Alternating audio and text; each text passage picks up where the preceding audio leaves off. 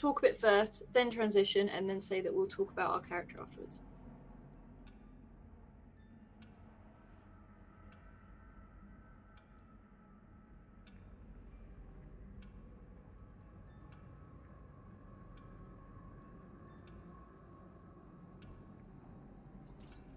Oh, hi everyone, and welcome to that little behind-the-scenes snippet of what's going on backstage.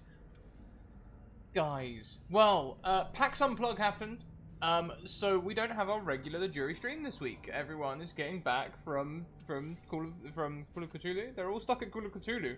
They're all stuck in the cabin in the woods, so we're gonna have to try and pull them out of that. Nice little hot mic there, but there you go. So, everyone, today we're going to talk a little bit about the stream. We're going to talk a little bit about Call of Cthulhu. Alice, do you want to say hello, and I'll start posting all our links in chat. Hi, I'm Alice, or White Rabbit Pig. I'm sure you know that by now. I'm fed up of hearing it, but I'm going to tell you anyway. I'm White Rabbit Pig on Twitter, and I am a DM for this channel as well as a player. Today we're doing something a little bit different as everyone is on the way home from PAX. We've got a fun thing from PAX to show you. And then we're going to have a little bit of chat about our characters afterwards, as in mainly Lucia and Bert. And then we're going to hop into some improv, I think, which I am terrified of. So this should be good, but I'm hoping the reason I'm putting myself through this is that I can improv, you can improv. Because, yeah, I'm terrified. But yeah, there you go, Scrap. Improv is a skill. You're welcome, darling. I'm always here to sit and terrify you. So let's go through the things that I've just posted in chat. We've got Discord, we've got Twitter, we've got YouTube, which means we've got a lot of community, and I'm very proud of it. Inclusive, safe, all the wonderful things. We've also got Twitter, where you can go and catch up with the jury, which I recommend you do. Next week will be the finale. So go back and check it out now. We have created something special. We are very proud of this one, all four of us. So head on over and check that out. And lastly, we have YouTube. No, wait. YouTube's where you can catch up. Twitter is where you can send me a DM and I'll get you guys a game. Oh, hi, Trav. There's one of our regular players. Okay, so, merch. Merch, go and get your merch. It's on Redbubble. I don't think there's any deals on at the minute, but when there are, I will let you know.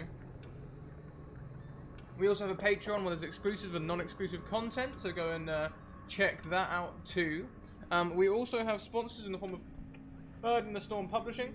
Go and check them out. They've got some wonderful merch, very comfortable, and lovely mugs too. Bird in the Plane coming in with that sub, thank you. I should also add my notifications to this overlay because I have not yet, and I just deleted something, I don't know what it was. Yay! Oh, it didn't ask me, so never mind.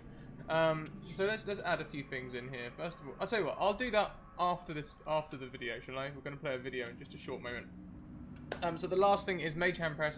Go and check out Mage Hand Press. They created the Dark Matter stream, which we do on Thursdays, 1 PM EST. That evil mastermind of a GM sitting next to me does that one, and it's horrendous in the best kind of way. Dark Matter, it's a 5e expansion in space. If that sounds like it interests you, head back up and check out those things. We also have the tweet. Arasavad coming in with them 100 bits. Thank you. I'm going to get the overlay sorted after I've done this thing. In fact, I should do it before I do the thing and then come in afterwards. Yeah, but we have a little something to show you all. We have a thing to share. It's going to be great. Look at you all piling in with the things while I don't have the announcements up. I feel bad, man. I feel bad. There we go. It should be fixed now. So if we do things now, it should come in. Thank you, Alex. Thank you, Arasavad. You guys, thank you. Let's get the video playing, shall we? Do I need? Okay, guys, I'm gonna bring it in now. Enjoy this. It's from PAX.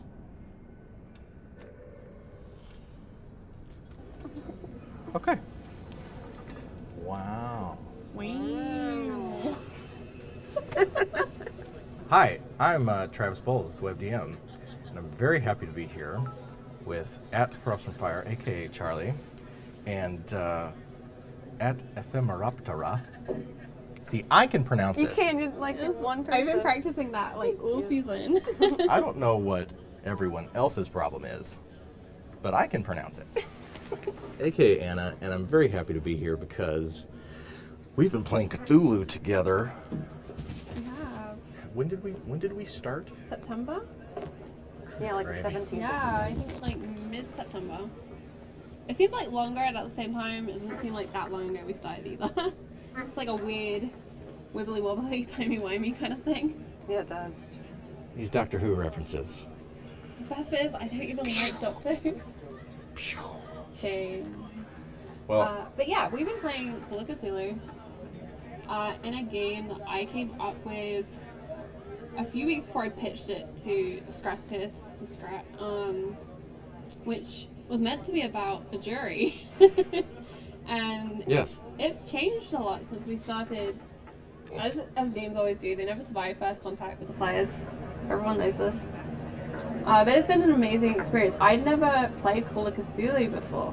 Before this game, I played one-shot with Will, and it was a very kind of short session. But I have watched Call of Cthulhu because I really enjoy the show that Lindy's on Yep. Encounter Roleplay, and I really enjoy Grimjack Greg's Project Athena and Project Kronos. They're really inspiring. That's Pulp Cthulhu, and we play 7th edition Chaosium Cthulhu. It's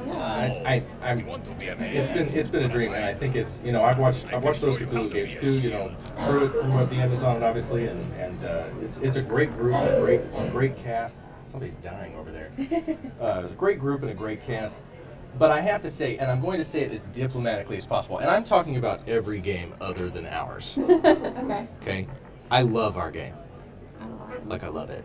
Are you about to say you hate Call of Cthulhu? No, I love Call of Cthulhu. Okay. I'm a big Lovecraft fan. I've been on a Lovecraft kick for some years now. I was gonna be confused. So, But confession. I am particularly fond of our game because I believe, and I may be alone in this, and that's fine, but I believe that we've actually accomplished something as far as like what can be done on streaming when you really watch it. Charlie put together like it's at the mouth of madness. There's been tentacles, but like it's not Nyarlathotep or a Shoggoth or it's in their heads. They're vulnerable to something that they don't get. Yeah. And that they're at the mercy of. And it's become this psychological horror thing, and it's been incredible to be a part of. So my confession is this: is Travis knows way more about Cthulhu than I do, and I think that comes across in that I haven't built this to be all about one specific elder god or one specific section of lore. And the way I've worked with Wild Magic Surges is that's become the elder god element almost. That's the chaos that's seeping in through the cracks. Yeah. And that was kind of inspired by how Jim Davis ran our Warhammer game. Yeah. And how he worked with Wild Magic Surges, and that was Winds of Chaos in that game, coming through to mess with our witch hunters who were trying to hold on to the lore and keep chaos at bay. And here it's chaos again, coming for the sanity of these people, trying to, keep them from becoming powerful and stopping.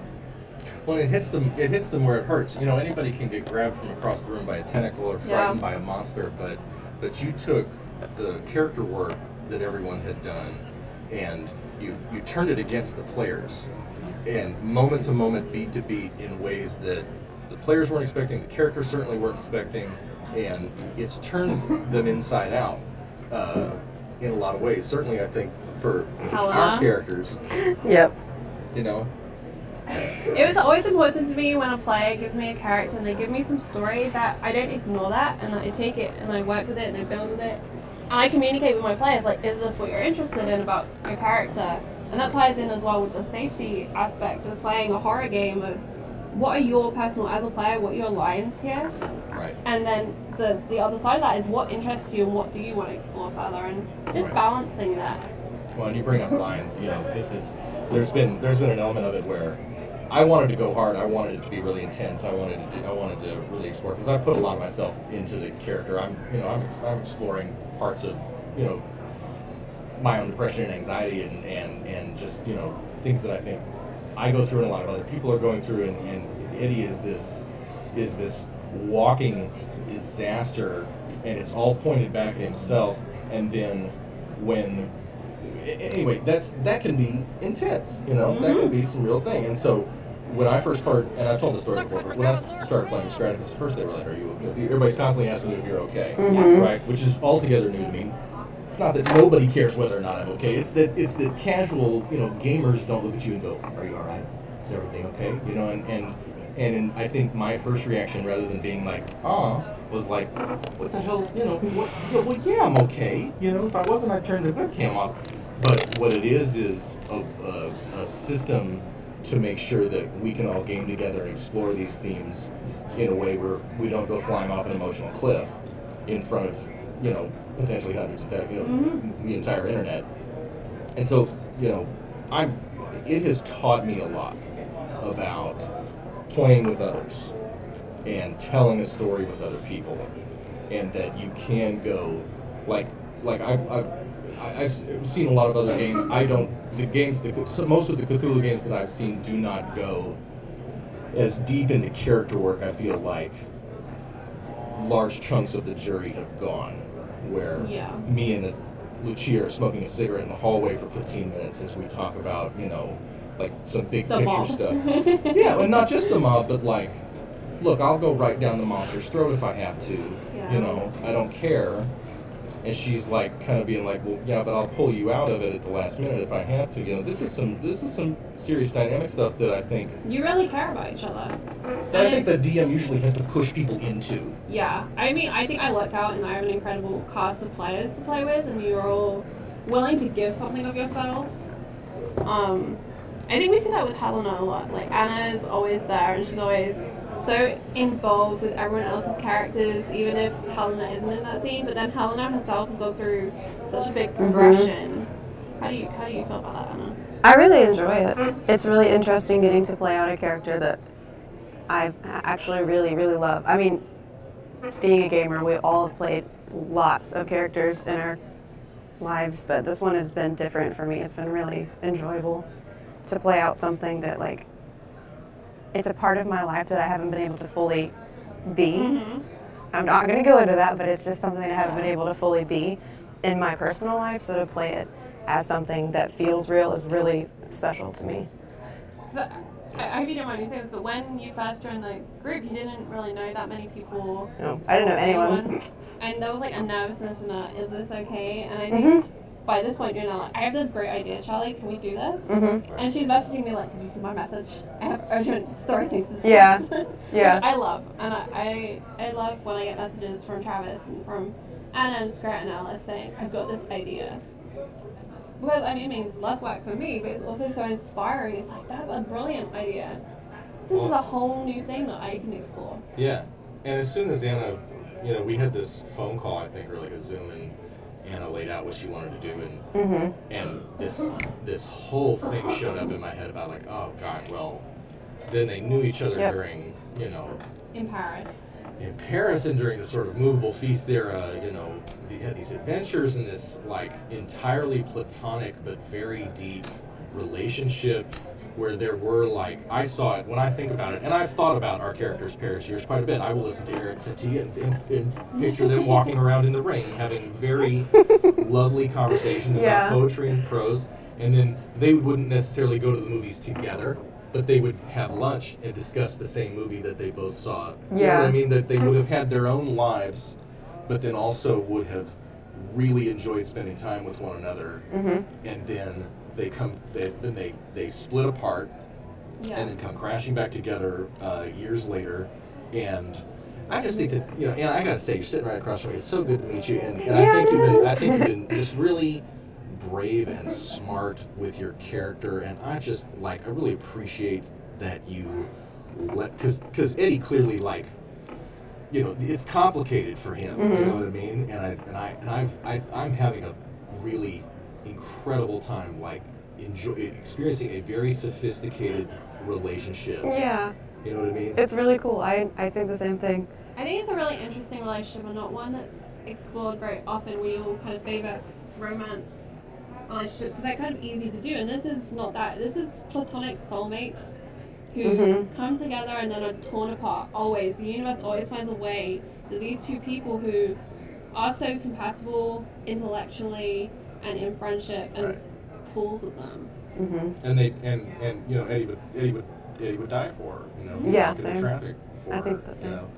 And yeah, but you don't let on about it as much as maybe Eddie does privately, and I think that that's one of the things that's so cool about Helena is she's going through a lot of shit, and she's very guarded, and she's very smart, and she doesn't necessarily wear her feelings on her sleeve. No, not at all. That's the thing about Helena. She has her principles on her sleeve. She will outright tell you, like, this is what I believe in, this is what is right to me.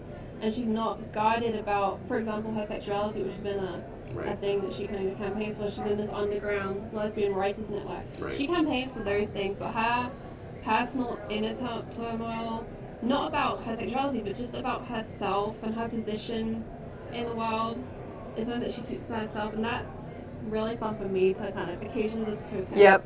Yeah, I think so.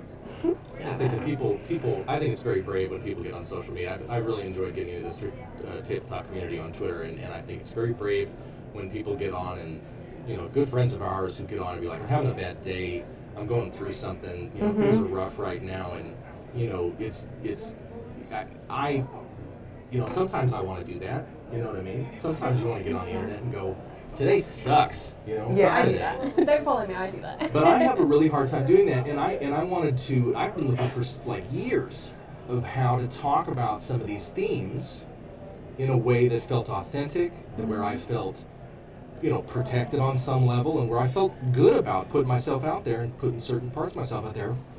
And this game was the opportunity for me to do that, and I. You know, and to have it happen in a way where it's like live improv, where it's like live theater, and you're putting yourself out there, and like we only come this way once. The needle only comes around on these. You know, we're only going to the cabin one time. Helena and I are only gonna have this conversation one time. You make sure you get out. You want to talk about the Freemasons? You make sure you do it and get it out there, because it's gonna, you know, we're gonna move on from it. You know, and could tell a whole story, and that's a rush. Like, Yeah. That's that live theater rush. I mean, the thing that I try and do is I ask the players, like, what sort of scenes you'd like to do, what conversations you kind of want to fit in, so I can make sure that they get to do those story points that they want to do. And the other thing is, while I am fairly in control in this world, I will still turn to my players and ask them questions where they can world build, Right. where they can come up with memories and places and things that they've done. Because for me, it's way more engaging for me to actively listen to Anna when she's telling me about, for example, like maybe a book meeting she's had, or a place in Paris that she used to go and get soup. Right. It's maybe not super relevant, but it's interesting, and it's valid, and it's valuable. Well, it's so much more interesting, in my opinion. I don't mean to. I put my toes on this comment, and I feel like I'm invalidating like everyone in the tabletop community for having fun playing games, and I'm not. No. I just really feel like we made a collective decision to be like, oh no, we're gonna take a journey, and we're gonna put put some skin in the game. And Adam and Alice, who we have to talk about, how wonderful Adam and Alice have been, and, you know, giving us home to play this game, and giving Charlie the freedom and the flexibility to tell the story the way she wanted to, and to, even though we're working with donations of Wild Magic Surges, and there's this, you know, there's the Scratix Academy sort of, you know, all those other elements that are knocking at the door of this game. Charlie, and we've said it before, but you can never get enough credit for how you've handled these sort of, you know, that's a good question for you. What's the wildest Wild Magic Surge that you've gotten where you went like, oh Christ? The one that I remember that feeling where I didn't get a reroll done was when we were doing the Memoriam episode. We went back in time into Eddie's past, and I had Vecna as the Wild Magic Surge. Like, Vecna appears, and I'm like, well, this isn't Vecna's world. I don't know a lot about Vecna. So I took the two things I knew about Vecna, and I kind of tried to weave them in. And I don't notice them. like especially that episode, which I thought was brilliant because I was bummed that Alice couldn't make it and that Anna couldn't make it, and I was like, well, what? Come on, like this is gonna feel like the weird, Strange fella. leg. Because I wanted to lay the whole thing flat and go, oh my gosh, look at this amazing thing that we did because I get myself caught up. But then that episode became this crucial bit. Where it's like, oh no, the tree, swallows you and spits out your cousin, and it was very intense and brilliantly handled. I think that's the important thing about the Wild Magic side is just, I think, a wrap up soon. I know. The way I treat them is I want them to be valuable, I want them to contribute, and I want them to build.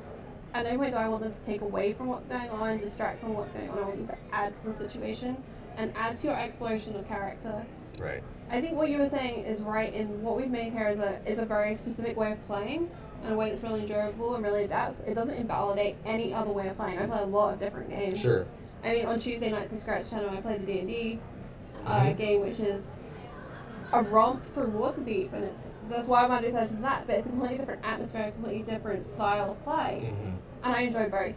But this is how I like to play, this is how I like to create a story, and I'm bringing that through in our vampire game, because it's what I've enjoyed.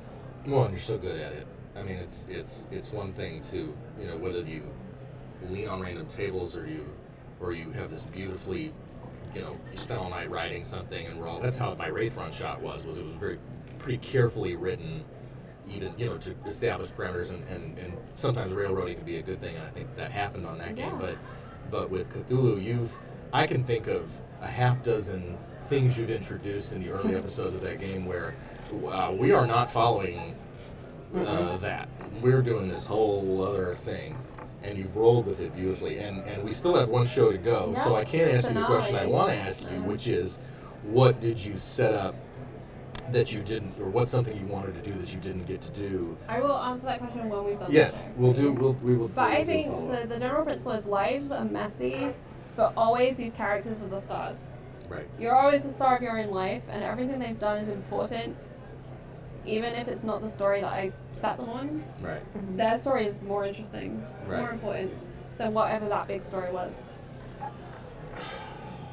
I just had an amazing time. It's been a big part of my life, and something I want to share on the last show that I can't get. Alan Moore, in his Arthur Magazine interview, when asked why he became a magician in his late 40s, early 50s, I'm deeply paraphrasing his response, but it's always stuck to me, which is that the fiction that we create, the fiction that anyone creates alone or together, because we share it and because we created it together, it makes it real, as real as anything else, and that's magic for him. That Peter Pan or any story, be it literature or just something you stayed up all night writing, because you invested in it, because you created it, it is manifest, and it is something that you can touch, and I feel that absolutely. I think that ties into that thing of when we're children, we know how to make believe, we know how to pretend and how to create, and it's okay, and it is serious. Right. Whatever you're make believing is so serious to you because it's real to you, and then as adults we lose that. It's kind of beaten out of us. That's not okay. Right. And so when we're creating these stories, it's going back to that place where it's okay to make believe and to invest in that make believe. Right.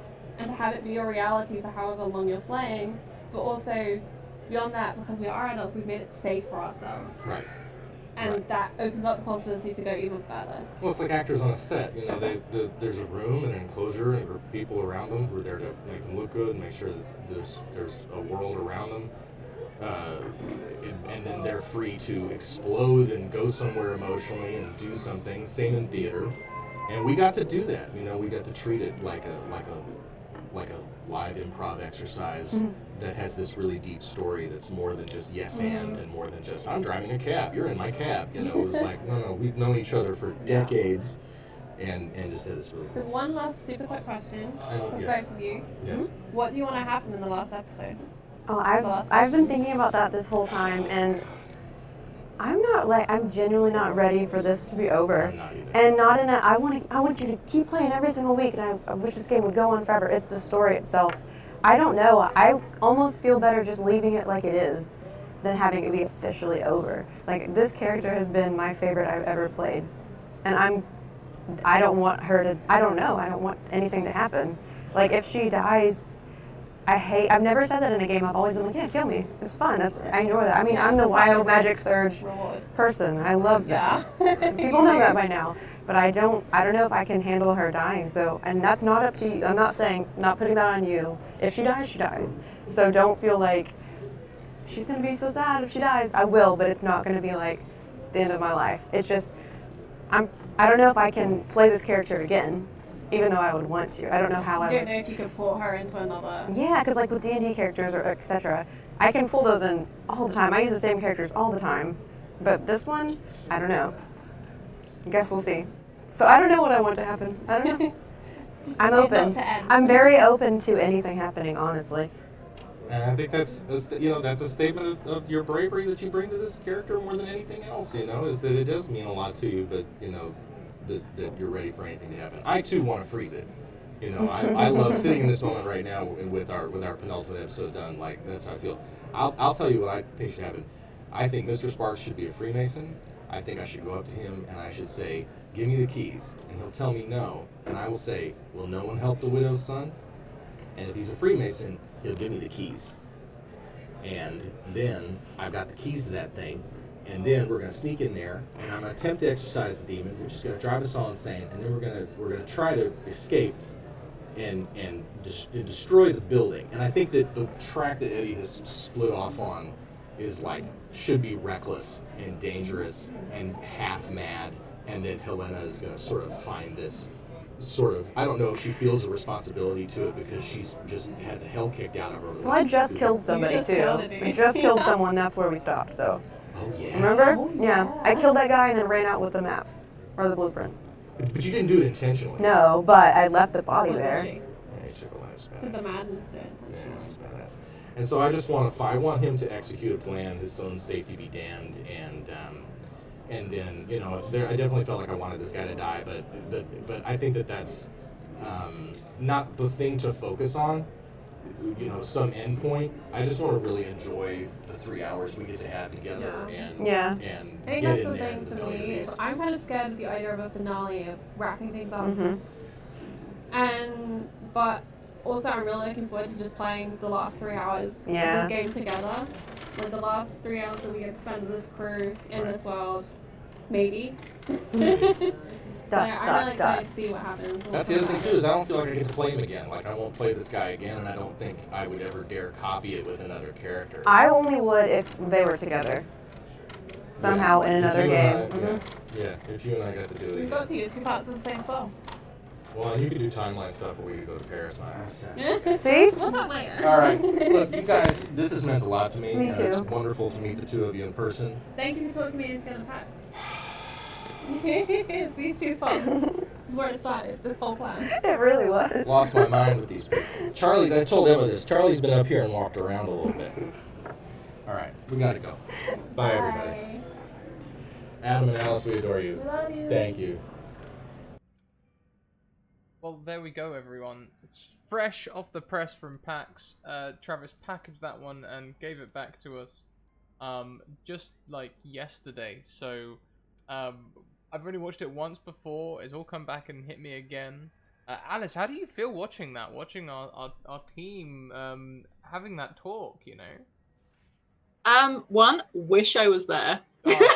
Saying Like, the FOMO was so real this weekend. I started like avoiding my phone because I was just like, yeah, it's that really bizarre thing where you're like, I really want to watch my friends having fun. I love seeing them have fun. Look at them all together. Look at all their happy faces. And then at the same time, it's like, I can't keep looking at this because I'm not there. I'm not part of it. Oh, hi, Charlie. Hi, Charlie. But I think everything that was said there was very true. I think there's a bit of us in all of our characters. I think we're sort of using it almost like just a way of experiencing bits about ourselves, because I know there's a lot of me in Lucia. I'm not gonna say which bits, but there's a lot of things I am playing out which mean a lot to me as a person, and experiences and things I've had to deal with and stuff like that. So in that respect, it's like there's literally a bit of us in all of our characters. Oh, yeah, definitely. I don't And I think, honestly. I don't think you can make a character without having something relatable in it. So for example, for me with Bert, there's a lot of things in Bert which I worry about becoming. You know, like yeah, I was gonna say, I mean, I know you, so I can see which bits they are, but oh no. no, I don't mean like that. I mean, like, I know when you're like, you can see which bits in a character, the same way you can probably see which bits of me in a character, which is very, very important. And I think, like you said, there's a bit of everyone in their character anyway, but I feel there is more of me in this character than there is in the other character. Let's go to one of the questions they asked right at the end there. Charlie asked everyone, what is something that you'd like to see in the finale? Alice, I posed that question to you. I don't know. Again, like they said, I'm not ready for this to end yet. I think there's so much more that can be done and should be done. I think I just need to see Lucia be that badass she's meant to be, even if it's just for a split second. Totally agree. I feel like because she's had so much crap. Oh yeah, and that one time when you were in the gang house, the dice just utterly betrayed you. I literally couldn't. Like, it was like I couldn't be Lucia, but at the same time, it made sense for the story because, as we said, the dice tell the story. But it was insane, and I just want her to have that moment at some point where she can be Lucia, because I think her character has had a lot of crap, especially if you think the time we're set in. She's Italian, she's female, it's literally everything is going against her. She's running her own business and she's trying to basically make a stand in the society she's in. As much as she's got a strong family, they're not with her. They're not, it's not like, yeah, we support you in what you do, we do this, that, and the other. This is we'll keep you alive because we would be insulted if you died. Yeah. It's the mob mentality. It's don't kill one of our own, not because I love my daughter, but because don't take it away from me. So I want her to maybe see her just establish herself as an individual, I think. What about you? Same. I think we need Don Lucia to occur. I want to see Lucia kill her dad. Put a horse head in his bed. Yeah, something like that. Go sleep but with also the big arc for my character has been this whole arc of redemption where he's a well-meaning misogynist who almost naturally belittles women. And we sort of started to see him try and make things better last week, but I don't know. It's a difficult thing to have a moment in, you know? It's not like you can say, well, oh, look at this act of anti-misogyny that he has done. Like, that's not going to work. But I'd like to see Bert maybe, I don't know, maybe helping Lucia or helping Helena in some way achieve their goals, but not in a, oh, I'm a man, I'll do this for you, but in a... I think it's difficult because you want it to be a powerful moment of it's clicked in his head. He's changed. But you also don't want it to be cliche. Oh, you're so right. You know, I was wrong. Yeah. You don't want it to be like laying down either, but yeah, you don't want it to be unnatural because he's still a strong individual. As many, like, all of our characters have problems. However, they're all very, very strong individuals and they all have their own strengths. So it's almost like I want to play to all of their strengths. Like Helena, she's a badass. Like Helena is dealing with so much, especially in that time frame, and how she wants to go and discover this, find the things out. And then you've got Eddie. Eddie, like, technically you watch his character. If back then you met his, you'd be like, he's insane. He's absolutely insane, but he's not. If anything, I know people, I'd say he's over intelligent. That's what it is. He's got the overactive brain. He's over intelligent. He's not stupid. He's not crazy. He just thinks differently. And it's putting, like, in the way you've got Bert, if anything, he's probably the most stereotypical of that era. Yeah. You've got Lucia, who is in a very difficult predicament, but we've all got characters that are having to deal with specific things that are happening at this time, whether it's their place in society or something that's going on. I mean, like I said, Lucia is not only a woman, not only running her own business, but she's Italian. And she's just gone back to her Italian name because she doesn't want to be associated with her father, which is going to make a hell of a lot, like just life in general. It's basically like more starting a new difficult for her. family. Yeah, she's going to try and start her It's own gonna be Italian amazing. family, but it's an Italian name. It's a problem. Yeah. It's going to be a problem for her. So. Soups Targan says in chat, I feel Bert was broken the most by the previous events. Everyone else is handling this better. Yeah, everyone else seems to have a plan. Everyone else seems to be facing external demons. I think for Bert, he's mostly just had a he's having an internal arc, you know, where he's realizing these things about the people around him, and it's being prompted by these external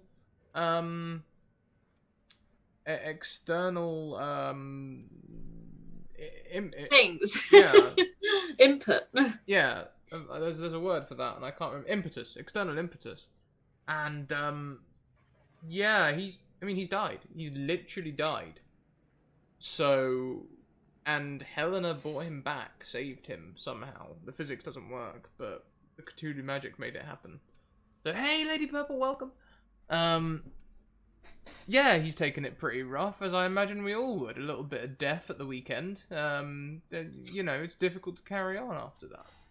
I mean, I think everyone has a plan in as such as we can't let this keep happening.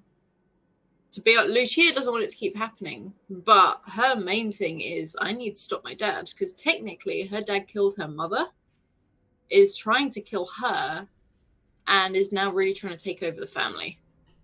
And Lucia never wanted control of the family. She wanted to run her cafe. She didn't want any of the mob business.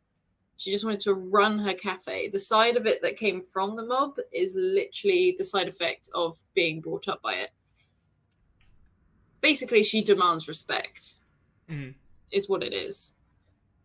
Which is one of my favorite scenes, I think it was mentioned in the video, is when her and Eddie are having that talk in the hallway. She's lighting up a cigarette and she's smoking. Lucia doesn't smoke at all. This is a moment of, why not? I could be dead. Yeah. The next day. She's never smoked. Her mother was always like, don't smoke. It's not nice. It's not this or whatever. But when Eddie was like, Eddie is very willing to just go in there, and if he dies by destroying this thing, that's what he'll do. And as much as I think Lucia is very attached to the group, as much as she won't say it, because she doesn't know how. Mm-hmm. So in her mind, it's, if Eddie goes in there and thinks he's just gonna go die, he's got another thing coming. She's gonna go right in there with that shotgun and try and drag him out, even if she has to blow her way out of there. I cannot wait to see it.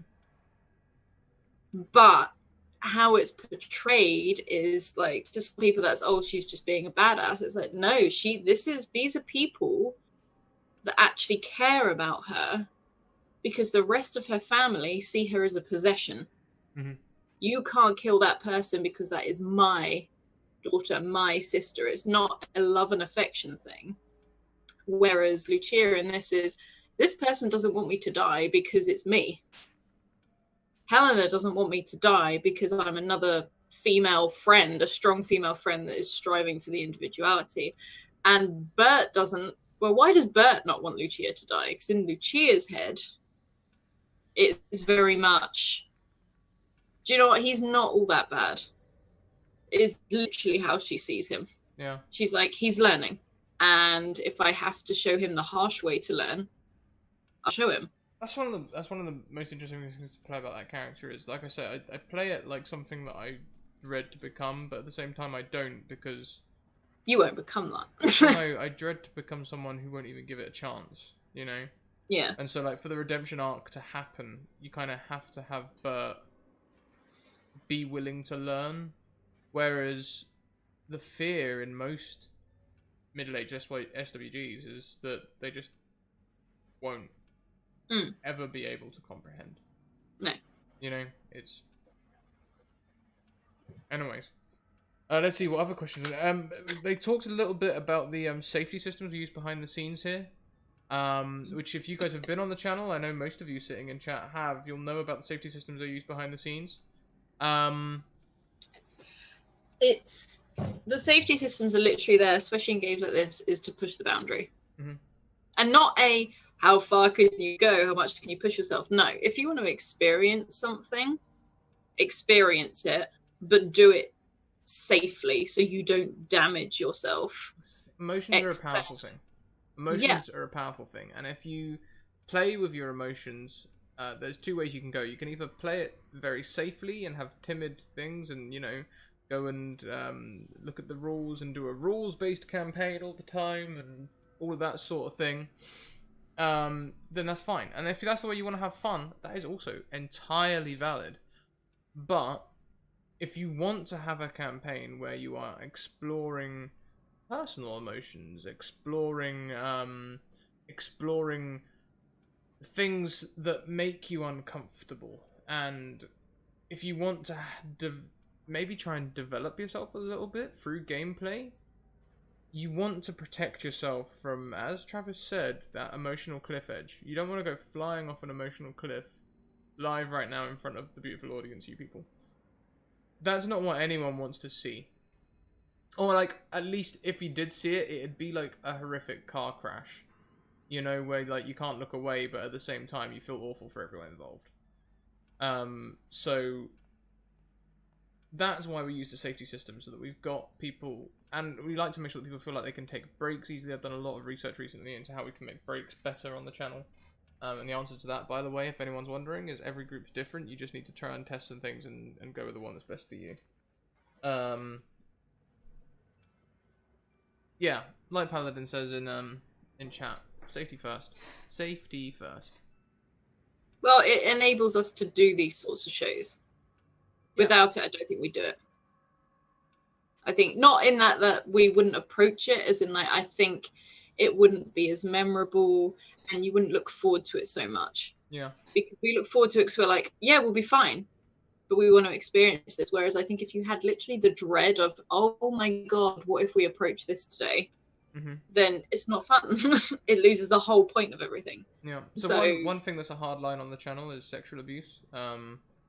We don't touch on that ever. And if that line wasn't there, and if the safety system wasn't there, and you were playing a game with strong dominant male characters, strong dominant female characters, and there's opposition, you could genuinely be sitting there worrying that something's going to come up along that sort of line. Yeah, and that's sort of why we make it very clear what is and isn't allowed. Before every stream, I said every single group that plays on the channel, and you'll see there's a lot of them coming up, gets the lines and veils, okay? For example, as a sexual DM, abuse is not accepted. Yeah. What lines and veils do you have? And people are expected to follow that. Yeah, like as a DM, we always say what are your lines and veils. So I don't even have to approach it by accident. Like, or we've had one before where we've approached a veil in a game. This was a one shot, and the person messaged me. She was like, "I'm so sorry, I didn't know this was a veil for me." And that's why the system works. This person didn't know this was a veil for them until they came across it.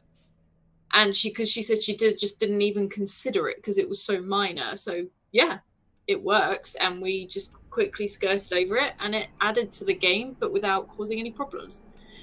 And that's totally valid as well. That's why we have the safety systems in place. Yeah, It's great, and it is just to protect you, everyone, from that emotional cliff edge.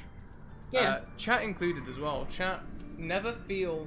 I appreciate your support. I really, really do. I don't want to hurt you for it. If you ever feel like you need to step away from a game or anything like that, please feel free to. Don't feel like you have to sit and put yourself through it to support the channel. You know. But this is the other thing. So I started when I'm not necessarily DMing, because oh my God, when you're DMing, like, you can't keep an eye on everything at once. But when I'm not, sometimes I will hop in chat and I will put the O in Twitch chat. I think there's enough Literally people in just chat to now that I check. know. Just to check. Like, and you know what? Probably a lot of people think it's silly. And I get it. And you can think it's silly if you want, but if there's that one person that is like, actually, yeah, I needed to be checked in on. I'm not in the game, but I'm watching the game. So technically you are in the game. You're there. Yeah, you're as much part of the stream as everyone else. So why not? Why not use that in the chat if you want to? So and I think it's very important because when I played one of my first games, like probably, there were things I was like, I'm not happy about this, but I can't do anything because otherwise I'm the weirdo for pulling that O or pulling that, and I'm just like, now I'm such a big advocate for it. So I'm like, no, you're uncomfortable, tell me. Yeah. I don't want you to have a negative experience like I had a negative experience because it put me off for freaking ages. And I don't want people to have that because this is so much fun. Yep. And addictive. Incredibly addictive. But which is why we want people to have a good experience, and then whether they keep playing with us or they manage to go and find their own group or whatever. We love hearing that. Yeah, we love hearing it when people say, hey guys, I found my own group, and I'm like, that is essentially the whole point of this channel. Yeah. The whole point of this channel is to bring new players in, and honestly, even the players that I really respect and I love playing with all the time, I don't expect you to stay. You're not my bird to put in a cage. You belong in the air flying.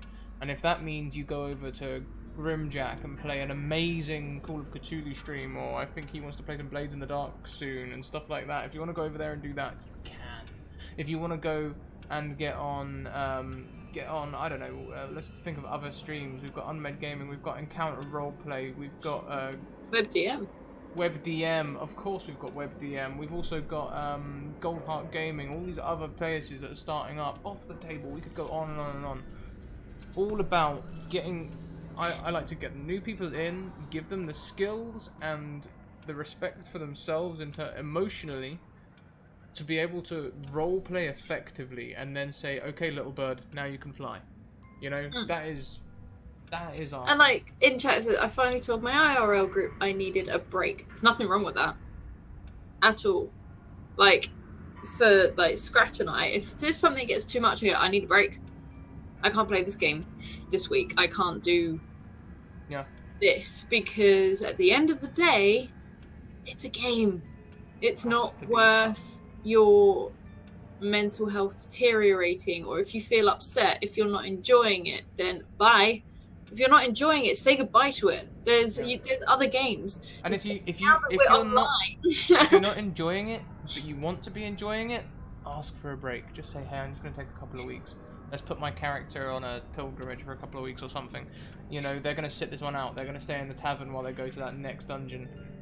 Take a bit of time for yourself. And if you go a step away from that and you miss it, you can come back. If you step away from it and you don't miss it, you can just say, hey, do you know what? That character never leaves the tavern. He becomes the old regular who just sits in that tavern all the time. Yeah. You know, it's... And talk to your DM. I cannot stress this enough. Like, always talk to your DM. Don't bottle things up because... it's not good for you. It's not good for your DM. It's not good for your other players. And honestly, I've had this happen to me. I have a lot of players come through the channel, and every now and again there are times when you have these scenarios where people will bottle things up. I'm not going to name any names, not by any sense, means, or anything else, but there are times when people will bottle up their emotions. They won't talk about things, and it creates an interesting dynamic. For a start off, I start deep listening. I don't know if you guys know about the 3 types of listening. You have natural listening, which is the only listening, I think, which is really available to us on stream, is where you just listen to the words that are coming out of my mouth. Okay? Next, you have... what's the other type? Anyway, there's literal listening, where you can listen to the things that are coming out of my mouth. Then there's listening, where you mainly just interpret body language. And the last one is deep listening, where you look into someone's soul without any impetus and make a decision. Like, oh, Scrat seems tired. I haven't said I'm tired. I haven't given any body language to communicate that I'm tired, but maybe you look at my eyes and you just think Scrat seems tired. That's deep listening. So the first thing that happens to me is if someone bottles up their emotions is I start deep listening, because you'll have little tells, and I'll just be seeing them and I'll be like, oh, Alice seems really off today. It's, you know, she's been off for the last couple of weeks now. I wonder if there's a problem. And then that's when I'll reach out to you. That's when I'll be like, hey Alice, is everything okay? Because, you know, you've been a little quiet. I've noticed this. What's going on? If you receive one of those messages, please don't be insulted. The DM is trying to make this story good for you. Yeah, and it's not, because it could be an IRL thing, it could be an in-game thing. We're not checking because we're like, oh, you're not performing how we want you to. No, we're genuinely like, oh my god, are you okay? Like, do you need to talk to someone? I don't care what it's about. People need to be comfortable and feel trusted to tell a good story. Yeah, exactly. And if you see those signs on someone where they're not ready to commit, it's going to hold everything back. Or if you start doing things in-game as well, sometimes people do things in-game to show how they're feeling. Like, they'll hold on to something for weeks and weeks and weeks and weeks and weeks and then just stab a friend in the back for no reason. And that has to make us, because especially if we're a DM as well, we're all responsible for each other at the table, don't get me wrong. If the DM can see it because they can see the whole thing pan out, that's when, say, Scrat and I will go like, are you okay? Because that doesn't seem like you or your character. What is happening? And again, it's not a telling off. Like, we're not telling you off. We're genuinely like, are you okay? I want you to enjoy this game. So if you're not enjoying this game, what can we do to make you enjoy this game? I've said game so many times, I'm going to just stop saying that word right now. It's not even a real word anymore. Yeah. But yeah. Anyway, that's a thing. Don't bottle up your emotions, because it'll only make the game worse. It'll make it harder for the DM, because the DM will start focusing on you and trying to make you have a good game because he suspects that you're not having a good game, and then other people will start to suffer because they'll not get attention. It just creates this whole storm in a teacup. Also, I've seen something in chat. So part of why I asked for a break when I tried to talk about things, it turned into a fight. He told me I was playing my character wrong and just shut down all my enjoyment. You can never ever play a character wrong. It's your character. Play it how you want.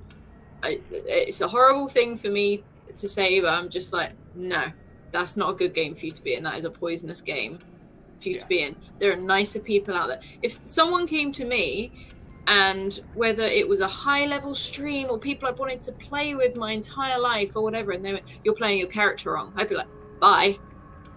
Like, no. See ya. Yeah. And if I said that to anyone, which I won't, I fully expect you to do the same. There is no way to play your character wrong. You have created this character, and all together, you're putting a story together and creating a world. The DM is much of a player as you are. So that player has no right to tell you how you play your character. You're collaboratively telling a story. Yeah. It means everyone's input is valid, and everyone's input is should be weighed and measured against everyone else's. In the sense that you tell the story together, you should each respect each other and be able to tell the story together. Yeah. Oh, that's one of my concerns. I'm about to start a campaign as a first-time GM for my world. My current GM came up with. I'm already being told I'm doing things wrong. We haven't even started yet, partially because I'm concerned the current DM will be a player will be an issue. This is one thing that comes into play a lot when I do Kickstarter things. And if you're watching my stream and you're like, oh, hey, I want to do a Kickstarter thing, but Scrap didn't have the developer in the game, that's exactly why. I do not want a developer sitting there in my ear while I'm trying to tell a story going, oh, well, that's actually a little bit wrong because... Right. It's all down to interpretation at the end of the day anyway. I am using dark matter material. I love the dark matter material. I love it so much. It's what I run for Argo 37. At the end of the day, everything is down to interpretation and how you tell the story. The point of you being a DM is that you are giving your world example across. It's not a set of commandments. Alright? If it's a game, if it's a world, if it's a set of rules, they're not commandments. They're just things that are used. Like I think the whole point of that story was that these are things that can help you be a better person. They're aids. If you want to be a better person, this is how to do it. Right, if you want to play a space game, this is how you do it. If you want to play a game in Middle Earth, this is how you do it. If you want to play a game, I don't know, if you want to play TTRPG, Pinata Party, I don't know. This is how you do it. The point So I'm is, just imagining the attack rolls on a pinata, but carry on. the point is, as the DM, you take the setting, you take the rules, you can take all of that, and you go, huh, this is great inspiration. I'm going to write a story now. Yeah. And It's an the aid. world is mine. Let's see what they do with it. Yeah. And if people are telling you you're doing it wrong because you're not using their setting properly, You're in the wrong group then. hey, I love that you made this game and it's really, really great, but step off, please. I'm trying to tell a story. Yeah. At the end of the day, it's the story. Argo 37. I hope I haven't pushed rules to dot matter. You have not at all tweeted Vecna. Not at all. One of the things that comes from dark matter, I love one, obviously Wizmos, because you know I love Wizmos. Voidfish. All I've done is taken something that I wanted in my story, and I've gone to dark matter and gone, do you know what? Actually, Voidfish would be awesome here. It's not influenced the story in the way I'm like, actually, Yeah, the Voidfish are perfect. I should make this clear. I'm not attacking anyone, Justin. And we had Justin. We did actually have Justin. I had Justin on my game, and that was so much fun Yeah, because we did break the developer rule and had Justin on because Justin had already seen like 7 or 8 episodes by this point, and he knew what we were doing, and he knew that he was already happy with how we were running things. I knew that when we got Justin on, Justin wouldn't be the person who's like, oh well, actually you play this like this because of this, which is what often happens. It's a nervous time when you're supporting a Kickstarter. This is someone's dream. This is someone's life, okay, that you're taking and you're showing to the world, okay? And if they're a part of that, they want it to be right. They're so nervous, they just want it to be right. And they're not doing it to be vindictive or anything else. They're just like, hey, this is really awesome because of this. Look how awesome it is. This is we should do it like this because this is really awesome. I've worked really hard on it. Valid. Probably not great for a good story, though. I know the Retroverse developers are really awesome about it too, that's cool. And I always worry about not doing enough. I would never worry about not doing enough. If you ever worry about not doing enough, just use me as a token example. For Thursday, for example, I don't know if any of you tune in regularly to the Ryotama stream, which is at 3 AM UK time, so if you're part of our UK audience, you probably won't. But if you're EST or even further west, you might. We couldn't do Ryotama last week because people were heading to PAX. Same as we couldn't do the jury today because people are heading back from PAX. Beginning and end of the week, they often get affected by conventions. So I decided to play a game, and I literally told the players, yeah, we'll make characters live. What system are we playing? Not sure. I'll make it up as we go. And I was literally just picking rules that I liked from different systems. So I was using a bit of PBTA dice rolls with a little bit of City of Mist character development and we did some fighting. Let's do some Ryotama fighting, but let's do it City of Mist style with ciphers. No, cipher system style with ciphers. I was just picking and choosing things, and we ended up having a massive pirate ship fight involving a DeLorean and a honey badger, and a Pokemon, and probably some X-Wings in there somewhere. If there wasn't X-Wings, there should have been, or an AT-AT or something. It was amazing. Thank you. Thank you, Tatum. Thank you. But talking of games, Alice, would you like to play a game? Okay, Yeah. so people who don't know me, and to be fair, a lot of you do, I am full prep. I am all about the lore, I am all about the prep. It makes me incredibly nervous when I don't have prep. And I think, 4 AM yesterday, Scrat was like, hey, I want you to run an improv Call of Cthulhu. But I'm not going to tell you anything. We're going to do it on the spot. And I panicked. I panicked a lot. I went and had a coffee, which didn't help the panic. And then I thought, okay, well, this terrifies me. So it's going to terrify a lot of other people as well. So I can do it. You guys can do it. And that's how we're going to go with this. So, Before we get in, Torn Pixie says, so how do I approach this individual and express them my concerns? It's a very touchy individual who takes things really personally. I know I'm making major changes from what they would do, but I'm also taking the world 5k years into the future from the current point. So, you have to take my advice with a pinch of salt, because I don't know them and you do. But I would sit them down and be like, look, I want to have a good game here. I want to use your setting, but I want to be creative with it. I want to take creative license. So I can't have you snipping at me and sniping at me all the time. If you want to be in this game, which I want you in this game, but if you want to be in this game, I need for you to understand that I'm going to do these things, and you may not like it because it's not canon to you, but it's gonna be canon to us. Oh, and apparently Paladin has some videos for this as well, so go and check those out too. But that's how I would handle it. I would just sit them down and be like, I'm very direct in my approach to everything, so if I have a problem with someone, I'll just sit them down and talk to them about it. And that's what I would recommend. It's the best way, whether it goes well or not so well, you know where you stand. Yeah.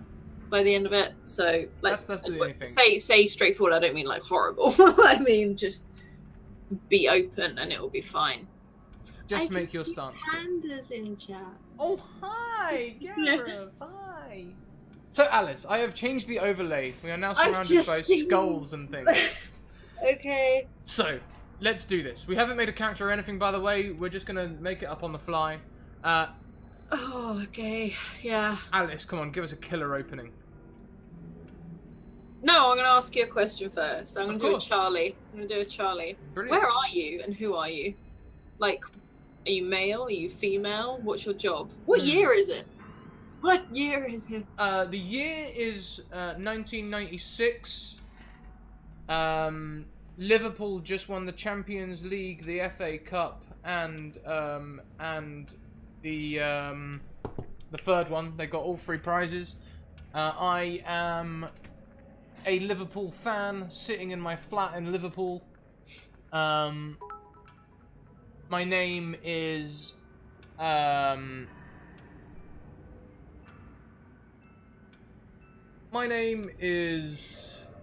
Meg, and I am currently celebrating Steve McManaman, the greatest midfielder of all time.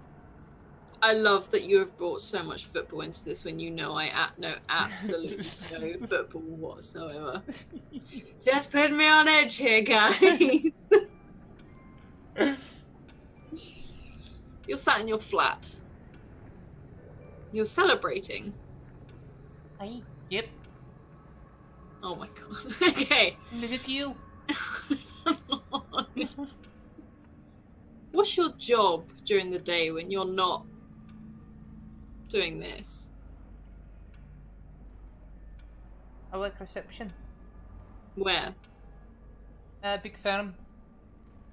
They're called Arkwright and Sons. Arkwright and Sons. Okay. So, do you have a lot of friends? Do you socialize outside of work, or? Yeah, I'm always in the pub. Always. You're choosing this voice for my improv. So, has anything happened? Are you happy? Are you sad? Has anything in particular? You know what? I think it's about November, and we've just had all the results in, and Liverpool's probably been the best season they're ever gonna have. So I'm sitting down. I've just popped to Carlsberg, and I'm celebrating right now in my football shirt. Is anyone with you? Me and my mum. Okay. So are you in your room? Are you in the living room? What are you doing? We're in the living room. We gathered around the telly. Okay. So you're sat there with this beer. You're sat there with this beer, and on TV they're talking about the win. And it's getting dark outside. It's You can see some people walking down the street. You can hear shouting. You can hear cheering as they're walking past. And your mum sits on the sofa to the left of you. Well, she sit in a big armchair. Yeah, I have to keep the remote away from her, otherwise she just flicks channels all the time. She sat there on the sofa. The remote is by her. Bloody hell. She's not touching it. You alright, ma'am? She says nothing.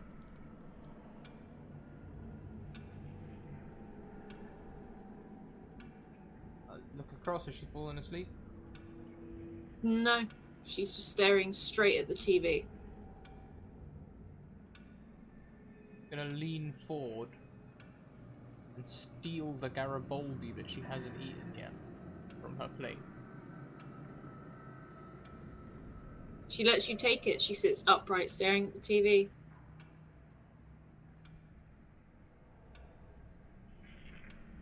Bloody hell, ma'am. You alright? She stares at the TV. I'm gonna go stand in front of her and wave my hand. It's like she's looking through you. And then the static on the TV starts to crackle and fizz. And that old snowstorm sort of effect that you used to get on the VCRs and things like that comes through. Might never last long. It's a shame. I was enjoying that show. But usually after a couple of minutes it goes to the old picture of the girl with the clown in the blackboard. Dead creepy. You can hear that noise, that irritating long noise. And the little girl in the red dress holding the clown. For those who aren't British, I don't know if you know what this is, but when the TV finished and when there were no more shows, the timeout was the picture of a little red girl in a red dress holding a toy clown stood near a chalkboard. It was just a little girl, it wasn't a little red girl. No, a girl in a red dress. You said a little red girl and a little red Sorry? dress. Oh, no. A little red girl in a little red dress with a little red clown.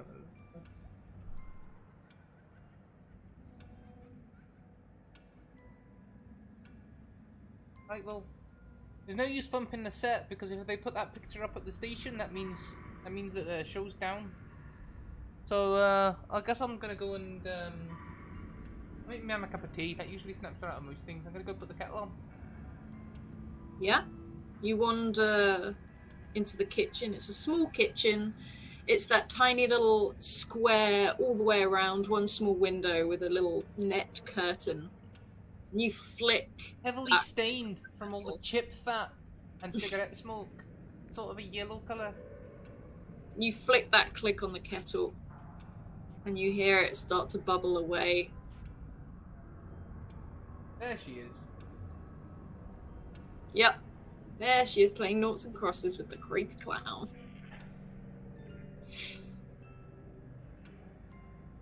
Probably creepier than you imagined, right? Just gonna wait for the kettle to boil. You stand there for a minute or so. Oh, actually, there's a crossword on the side. I might have a quick little 4 across has been bugging me all day. What is the 4 across question? The 4 across question, it's 5 letters and it says amphibious creature. I'm not very good at mammals and stuff, so I've been trying to figure this one out all day. It's not frog. It's 5 letters. I don't think it's frogs. But that's the best I've got so far. You hear the click of the kettle. And the steam rises up and sort of mists the window.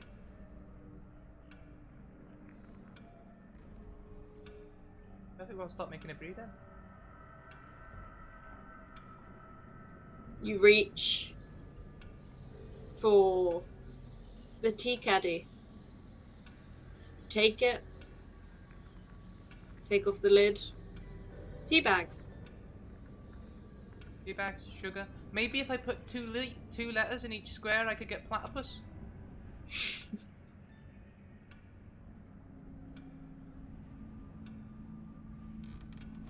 I love that chat are now trying to figure out what 5 across is.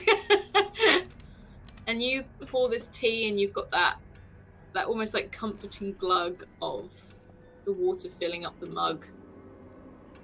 Yeah, I'm just making my man one. I don't want one. I've got my beer still. And then you hear that clank, you know, that metal clank of the spoon that goes around the ceramic mug. As you stir in the sugar. The tap as you squeeze out the tea bag. Put it on the side and tap the mug.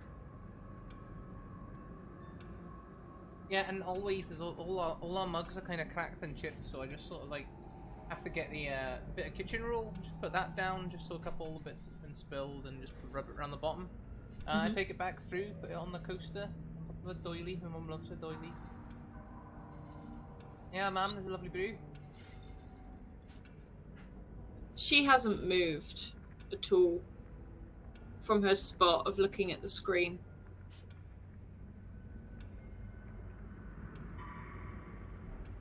Alright, ma'am, you're starting to freak me out now.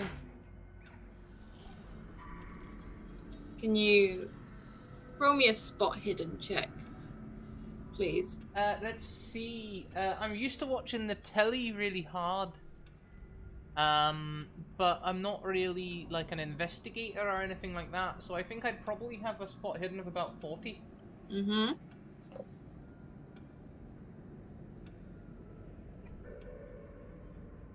So what's a fumble? You don't see anything. You literally just see your mum looking at the screen.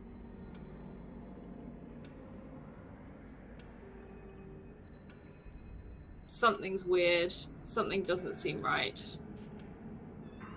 You can see it's getting darker outside, and the Liverpool fans that were walking down the street have quietened down. You can't really... Must be getting on to dinner time. They always go quiet around dinner, they all get some food in them, and then they all get ready for a big, you know, party or a fight or something later on. And your mum hasn't cooked dinner. Anything. She still remains unmoving. I'm just gonna go and touch her face. It's like as you touch it, you just feel cold, clammy face. Cold. She just doesn't move. She stares at the screen. Alright, I think there's something wrong now. She's still sat upright. I'm Her eyes open. just gonna like check she's still breathing. Yeah, can you roll a medicine sort of check, please? I'm I rubbish think at it's medicine. First aid. Yeah, first aid. I'm rubbish at medicine, but I was put on a first aid course once, so I'm gonna boost my first aid up to 40. Mm-hmm. That's a success. She's breathing. She just feels cold, clammy. And as you pick up her wrist, she also feels cold there. Alright, something's not wrong. She might be alive, but clearly something's happened. Oh god, she might have had a stroke or something. I'm gonna go and ring an ambulance. 999. It's one of them old dial phones though. Fortunately, you know, they put the bloody 9 right at the end, so it's the worst number to have to dial. You're sitting there going 9.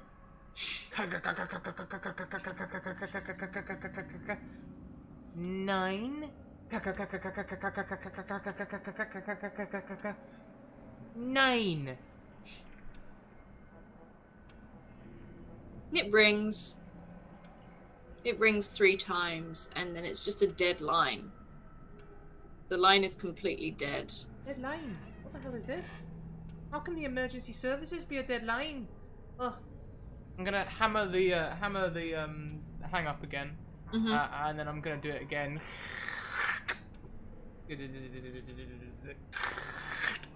It rings again.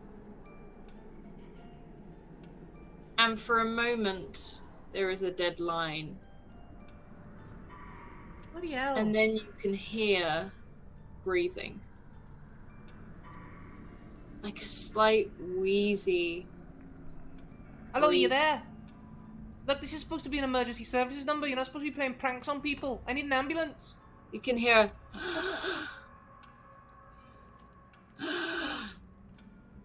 Hello? and then that da-da-da-da-da-da-da-da as the phone dies. I'm gonna hang up, which is weird. Alright, what have we got in the house? What have I got in the house? What have we got in the house? Upstairs, we always keep hold of every prescription that we've ever had. Got some antibiotics, I've got some paracetamol. That's aspirin for use in the States. Sort of, kind of. Tylenol. This is weird. This is weird. Well, I'm gonna go and grab my first aid box. See if I've got anything. Maybe I don't know, some sort of stimulant or something that'll wake people up. Maybe some no, I can't just force feed her tea. Maybe if there's like a caffeine pill or something. Do the old shove it down her throat and rub.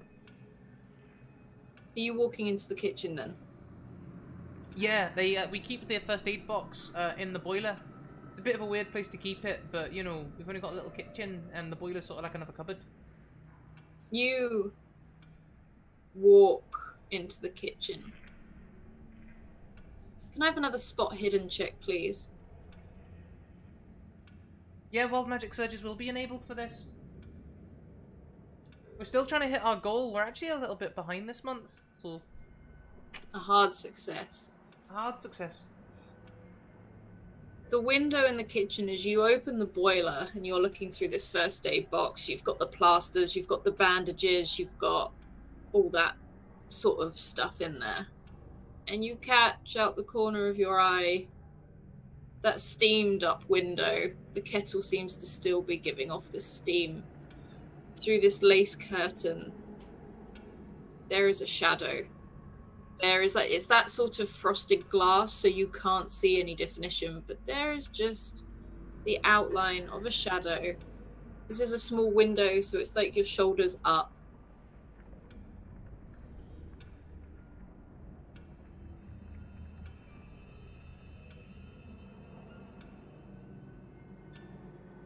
Alright, that's... Okay, so there's someone outside my house. The emergency services... Oh, right, okay. First things first, I'm gonna run to the back door in the kitchen. I'm gonna just slide the bolt across. Mm-hmm. And then I'm gonna run to the front door and just put the chain on the door. Yeah, you can do that. Right, then I'm gonna quickly sit on the stairs, drum my fingers. The only other thing is windows. Fuck it. I'm gonna go and grab the big kitchen knife, the one that I keep really, really sharp. It's a fish. You sit there on the stairs with this kitchen knife, waiting on the bottom two steps. Oh, I'm just sitting on the steps. I freaked myself right out. You see the shadow turn to the side and walk past the window. I don't know who you are, but I'm armed in here, and I'm not afraid to use it. So you better go away. Do you get me? Do you get me? There is no answer. You are sat on the stairs opposite the front door. The letterbox just opens that tiny bit. And then it closes again. Did anything come through? Nothing. No. Alright, I've had enough of this. I'm gonna put down the knife. I'm gonna go upstairs. I'm gonna grab that baseball bat that we keep upstairs. No, it's not a baseball bat. It's a cricket bat. I'm gonna go and grab the cricket bat. Yeah, you run upstairs. Your feet drum on this wooden staircase. You've got that carpet that runs up the middle of it, the one that your mum always tells you to take your shoes off But I never do. running up. I'm not walking the fields, ma'am. Right, I'm gonna get that cricket bat and I'm gonna go and open the front door. You put your hand on the front door. Stuck. Stuck, that's awful. We've just had 4 wild magic surges donated as well. Can you roll them for me, please? Aye.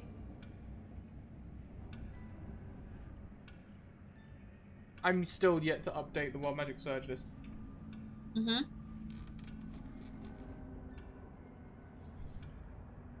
And this door won't open. You can feel the coldness of the handle, the metal sort of handle. It doesn't even twist. Like, it's stuck fast. And on that same frosted glass of your front door, that shadow appears the other side. Oi, you can't just hold the bloody handle on me! The first one is target experiences intense pain while swimming. Okay. Every third word spoken needs to be a free. What do you mean?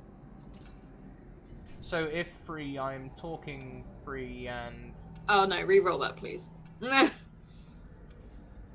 You feel cold all of a sudden. You feel like you can't Oh, the bloody breathe. boiler's gone out again. You feel like you can't breathe, like you're choking. And you can taste salt on your lips and on your tongue. Salt. As you put your finger up to your lips, you taste salt. What is it, some kind of bloody cocktail party? This hurts. Your chest starts to really, really hurt. My chest hurts. Is it like a rib pain or... This is all your ribs. This feels like your lungs are exploding. This, you feel a wash of cold, like literally, it's like someone poured a bucket of water over your head. Whoa. And all around you, it's like the sound blocks out. You're hearing everything as if you're underwater.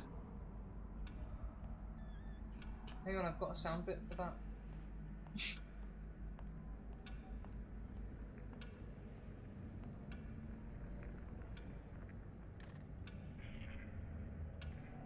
I don't like it though. And it gurgles. And you feel like you're choking. You feel like water is gushing down your throat. Your lungs feel tight. This really hurts. Can I still talk?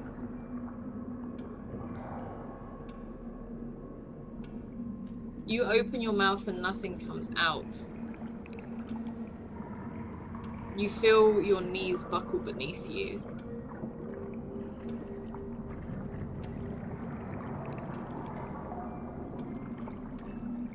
And you feel weightless.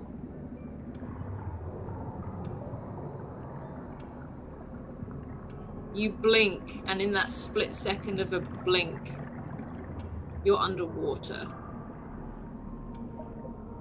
And as you blink again, it's gone. What in the name? And you gasp, and that pain, that pressure is gone. But you still hear everything in this strange, bubbling noise like that fills your ears. Right, what would Steve McManaman do? What would Steve McManaman do? What would Steve McManaman do? He'd ride the tackle, he'd take it around everyone, run the length of the pitch, and he'd either score or cross it into someone who can. Alright,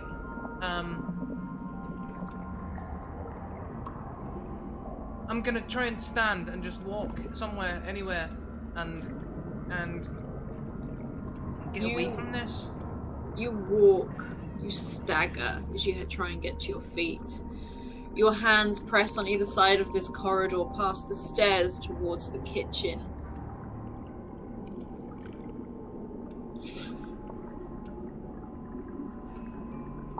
So in the background, we're still talking about the wild magic surges. One of them is you must face your greatest fear. So Alice has asked me what my greatest fear is, and I said Man United winning the cup. You stagger into the kitchen, your hands reaching out across this wallpaper, this grainy feeling wallpaper. Oh, it's that bloody fleur-de-lis stuff. And it's peeling at the edges, and the radio flicks on. Man U's won the cup. What? No, we just had a triple. We got the triple this season. They can't have won the cup. Who's Liverpool? Eh?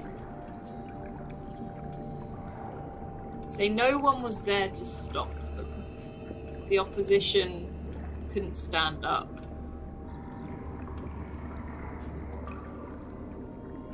Just turn it off.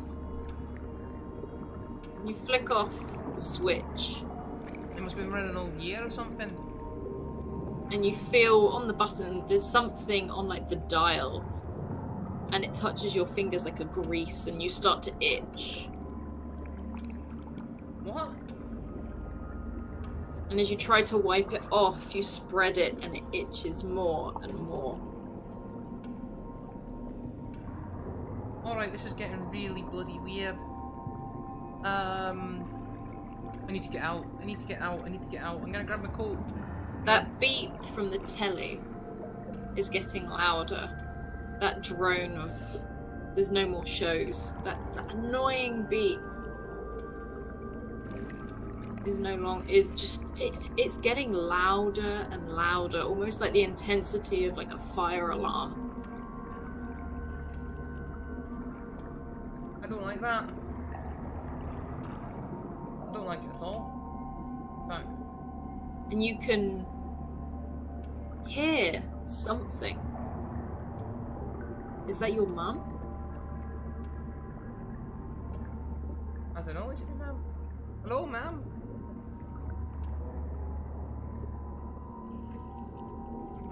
Ma'am? You're in the kitchen. You can hear mumbling from the living room. Is the water gone? It's gone, but you still feel like you're hearing things. Slightly muffled. Look, I'm gonna get a finger, I'm gonna ram it in my ear and have a good old dig. You feel you can hear a little bit easier.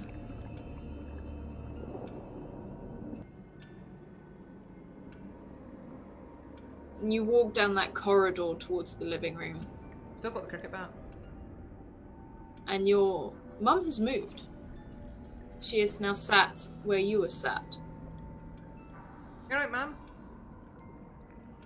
Cup of tea, give you some life, did it? She turns and looks at you.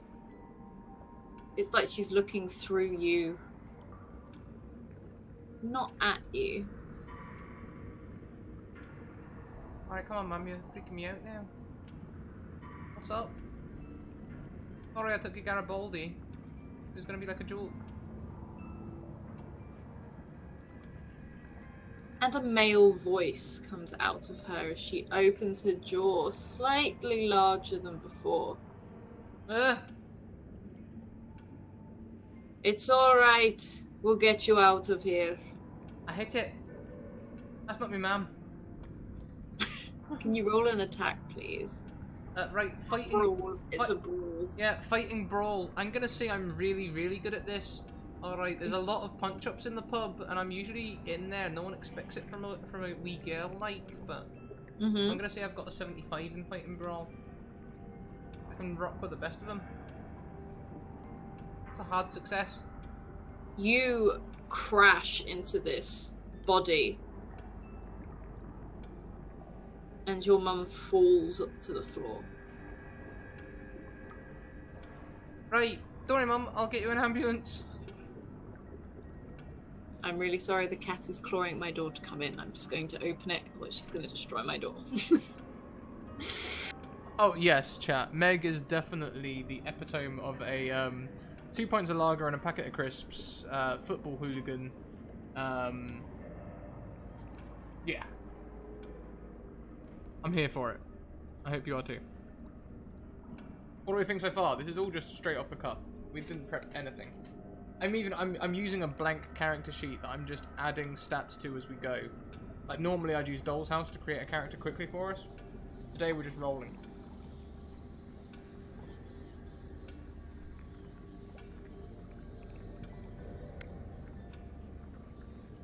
Your mum lies crumpled on the floor. Now don't worry, ma'am. It'll be alright. The headache will go away in a minute. And she lies there.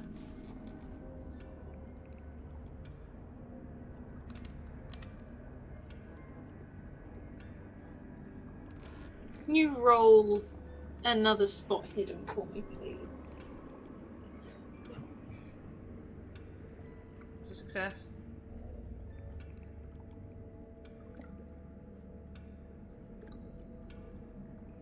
All the hairs on the back of your neck stand on end. Bloody hell. It's really long hair as well, so it must be like... I knew I You should have can put it in a feel it ponytail. I knew I tingle. should have put it in a ponytail. And it feels very cold all of a sudden. And you see, as you look out the window in the living room, that same shadow walk past your window, towards your front door. And you hear that as someone is shaking the front door. Alright, I'm gonna get in this time. I'm gonna take the chain off. I'm just gonna rip that door open. And I'm gonna bash the merry hell out of anything that's out there. I'm gonna try and intimidate them first. I'm gonna be shouting through the door. I'm gonna be giving a tirade of insults. About how they're not worth the body they paid for, and that they shouldn't be here scaring people in the middle of the day. And you throw the door open. You throw the door open. There's no one there. I'm still shouting all of my insults loudly, for all the street to hear. You look out. You shout this. You look down the street. You can see your little front garden wall where the wheelie bins sit. There's no one on the street. It's the same row of terrace houses that seems to disappear forever. Both sides.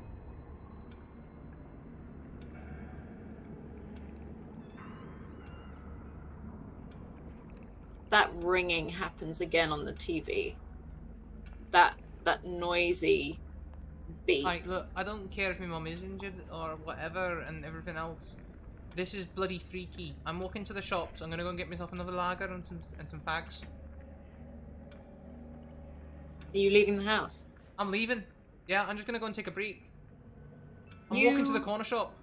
It's owned by Mr. Pakesh. He's a nice enough bloke, a bit weird foreign, but... You walk down this road. And you keep walking. It's a cold day. It's dark. Can you roll another spot hidden check for me, please?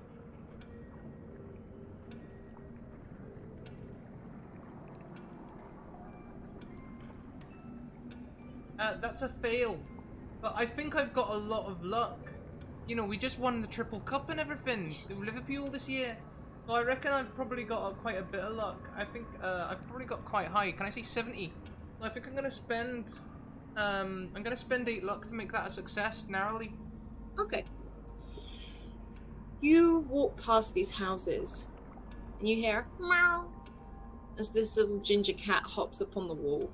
Is it a cat I recognise, and what does it look like? Is it a cute cat or is it a freaky grandma cat? This is Oliver. This is the nice cat that normally comes and sits on your wall and greets you when you come home. I'll give it a little stroke. Actually, you know what? There's that new movie out, The Mummy. They use cats to scare off evil things. I know it's a bit superstitious. But come on, Oliver, you're coming with me. And you take hold of Oliver. And you start walking down the street again. Yeah, they are. And then you hear meow as a ginger cat jumps up on the wall next to you. Is that Oliver too? It's Oliver. Who the hell are you? The one you were holding is gone. The one you were holding is gone. Oliver, what are you doing?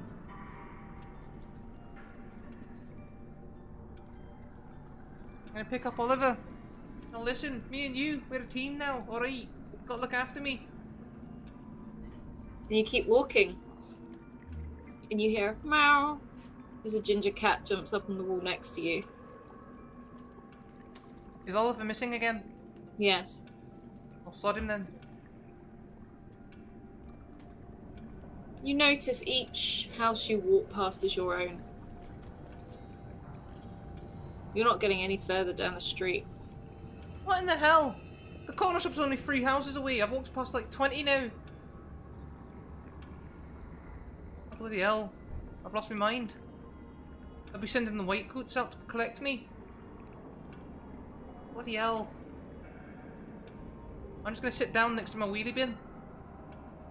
Put my head in my hands and wonder what the bloody hell's going on. I've lost it.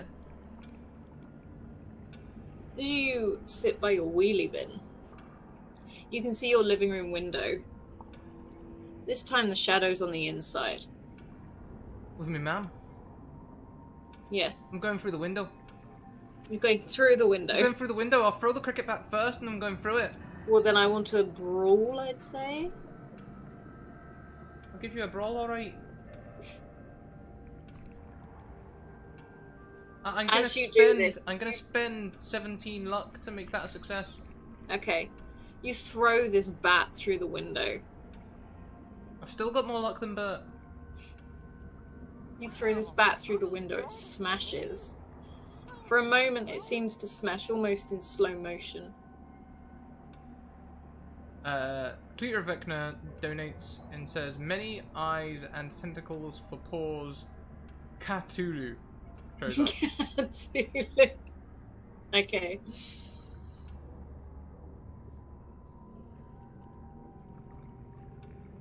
So sorry. You've smashed this window. Yeah, and I come bouldering through like, oh, you get away from me, ma'am! There's no one in here.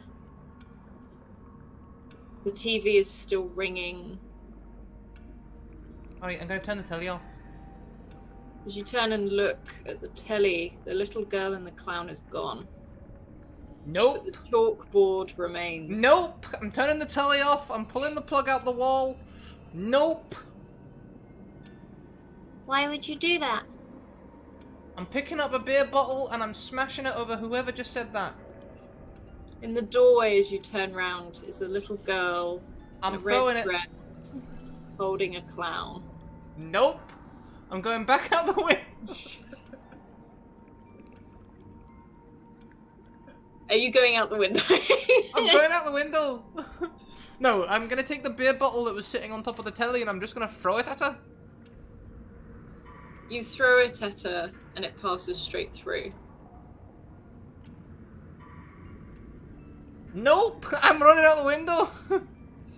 Thank you, Gemsong, who uses their scrap pounds to grant an advantage. I'll make a note of that today. I'm not going to do overlay stuff because I'm too lazy. As you head to the window, there is a hiss. And you see Oliver arch up his back. And as he blinks his many eyes that he stares at you. Many eyes? He has about, on his small face, is almost completely covered. I'm going to go for a 6. What? I'm gonna go for 6 runs. I'm gonna take the cricket bat and I'm gonna go for 6 runs.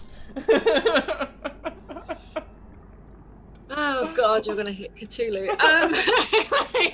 I'm gonna hit Cthulhu. You swing. Can I roll for Roll it? a brawl, Yeah, please. thank you. That's a success. I'm gonna spend 1 luck to make it a hard success. As you do this, this bat crushes into this many-eyed creature as it hisses, and you send it flying. And when I say flying, I mean it disappears. Well, that's that problem solved. Now to work out what the bloody hell's going on in my brain.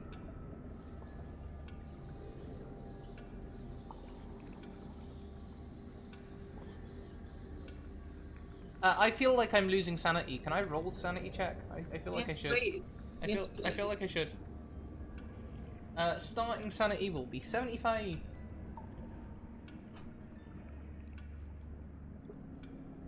Syntax error? Yeah, no, you have to roll it as 100, a D100. No, it's alright, I just didn't fill it in properly. It's Oh, I've got an extreme. extreme success. So I'm actually feeling pretty good. You know, there was some monster that showed up from another plane and I battered it into the stratosphere, so I feel pretty good about that. And you're stood in the street again. On the opposite side of the street, you see an Oliver walk across. How many eyes has it got? Because I tell you, I'm Oliver. sort of like battering up at the minute, you know? This is just Oliver. And you look at your house opposite. And you see your mum watching the TV through the window.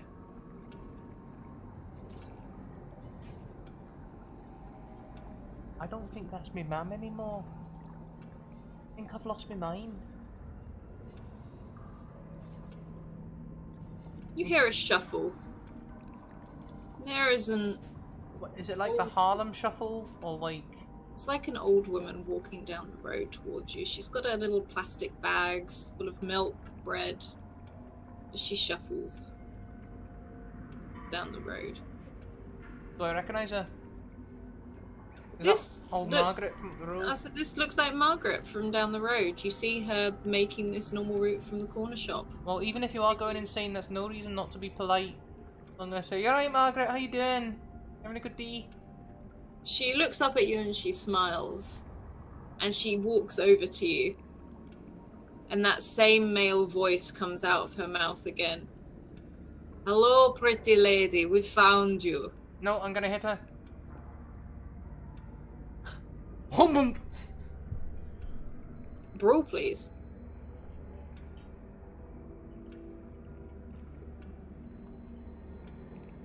That's another success. And you crash into her as she falls. Right. Stood by the window as you're on the street, the little girl in the red dress with the clown looks at you. Look, what do you want? Leave me alone.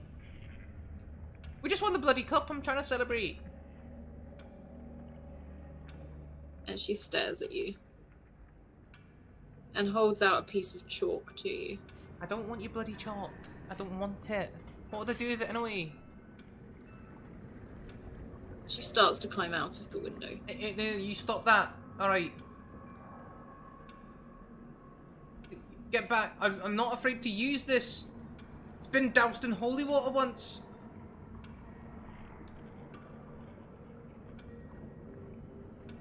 It's as if the sun starts to flicker. You're It's not a bloody nighttime. bulb. It is nighttime. It's dark, but the sun is out. There is a sun in the sky. There are stars in the sky. Can you roll an insanity check for me, please? If that's the thing that drives me insane out of all the things that have happened, it's a success. It flickers.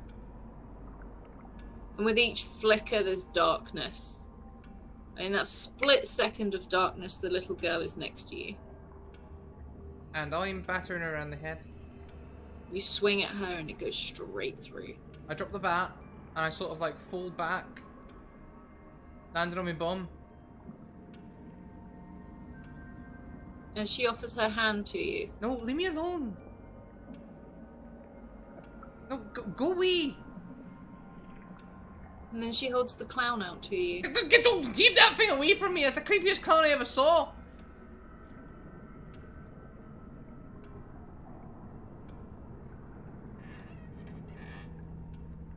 And she looks at you and her mouth opens. We're losing her. She's got no fight left in her. It's alright, we can do this. I'm sure she can. Who are you? It's okay, pretty lady. We'll get you out of here. You'll be fine. And you feel again that rush of water, that cold water that douses you. And as you look down at your hand, you notice your clothes are wet. Your hair is wet. But what's going on? And the little girl holds out her hand again. What's going on?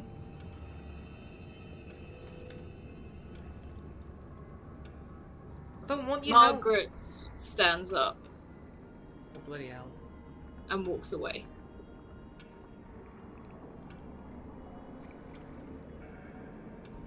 Hello? Don't leave me. I'm scared.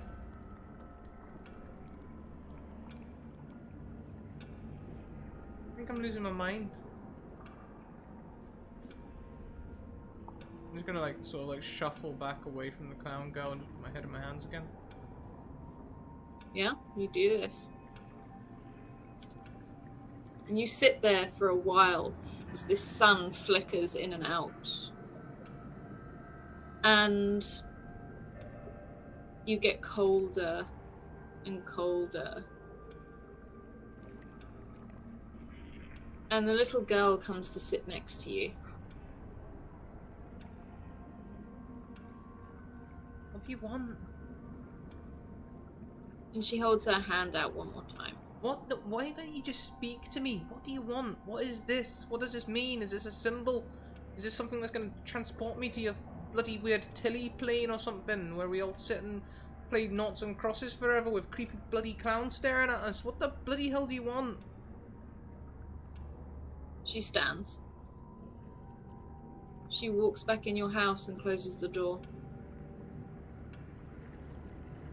That's just bloody rude. You look up at the sky. It swirls. Whoop. It's like... It's like the sky itself is almost like a mixture of black and green. And it's moving. But you wouldn't be able to... you have to really concentrate to see it moving. This is weird. This is really weird.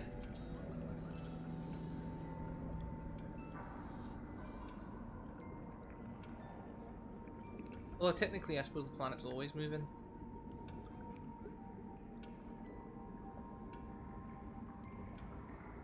I don't know what to do right now. You hear a whisper in your ear, as if someone was leaning right next to you. Get him! Jesus! There's no one there. You just hear, the sky is a poisonous garden. That's bloody not. Made of clouds. You're no longer leaning against a wheelie bin. What? You're no longer near a wall. Where's my cricket bat? Cricket bat is gone. It was doused in holy water. Margaret stands to the right of you, facing away from you. Come on, pretty lady. Who are you? It's okay, pretty lady. You're doing well. Sounds foreign.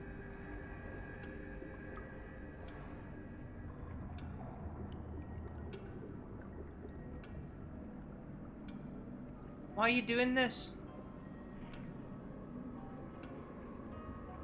You can hear whispers. You can hear chatter. You can hear footsteps. Come on, pretty lady, stay with me. Don't get it. And Margaret starts to walk away. Where are you going? Why don't you bloody talk to me? Why are you always saying I'm gonna do alright and then just fucking off? Margaret turns. Hey, that's right, you come back here. Let's have a conversation. She has no face. What? She has eyes, but no face. What do you mean, like a nose? Many, Does it look like an many egg? Or... eyes. Oh, bloody hell. And she blinks at you, all of them at different times, one very quickly after another. and holds out her hand. I sort of slowly say, nope, and just turn around slowly and just walk in the opposite direction. Nope. You walk down the street. Nope. You walk down the street. It's the same street you've walked down for years. You've always walked down this street. You walk to school down this street. Looks like we got You a walk new to the friend. shop down this street. You walk to your friends down this street. You can see all the cars parked either side of the road. And there's a red door in the middle of the tarmac.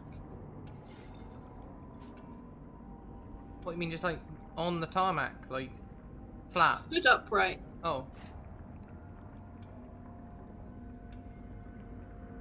Well, it's as good a thing as any. I'm just gonna walk up to the door and knock on it. Fuck it. It's got a doorbell, I'll push it. There's no doorbell. Knock, knock, knock, knock, knock. Now hang on a minute, if we're gonna do this, 5 and then 2. Shave and a haircut.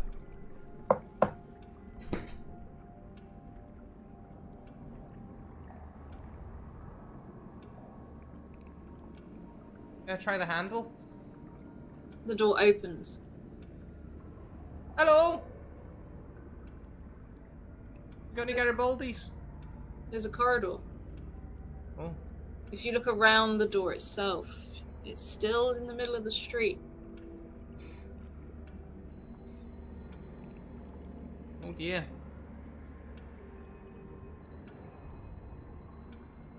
Well, maybe it'll lead me to the corner shop. I'll walk through, close the door behind me. You step into the corridor. It is a dark corridor. It is plain walls. It's like there's a light flickering. We've got those dome bulbs that sit on the ceiling. And 2 swinging doors at the end of the corridor. And there's that shadow again, the other side of it, down the end of the corridor. Bloody hell.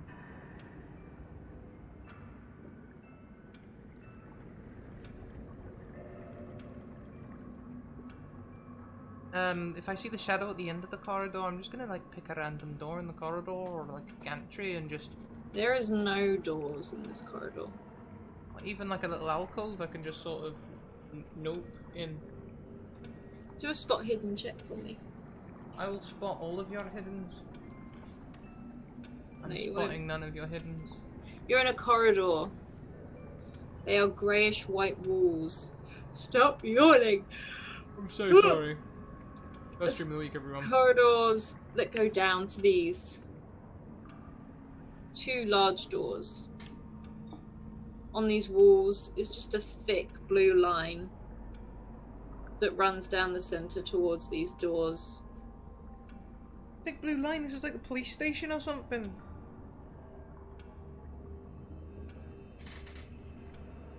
Alright, fine, I'll follow it.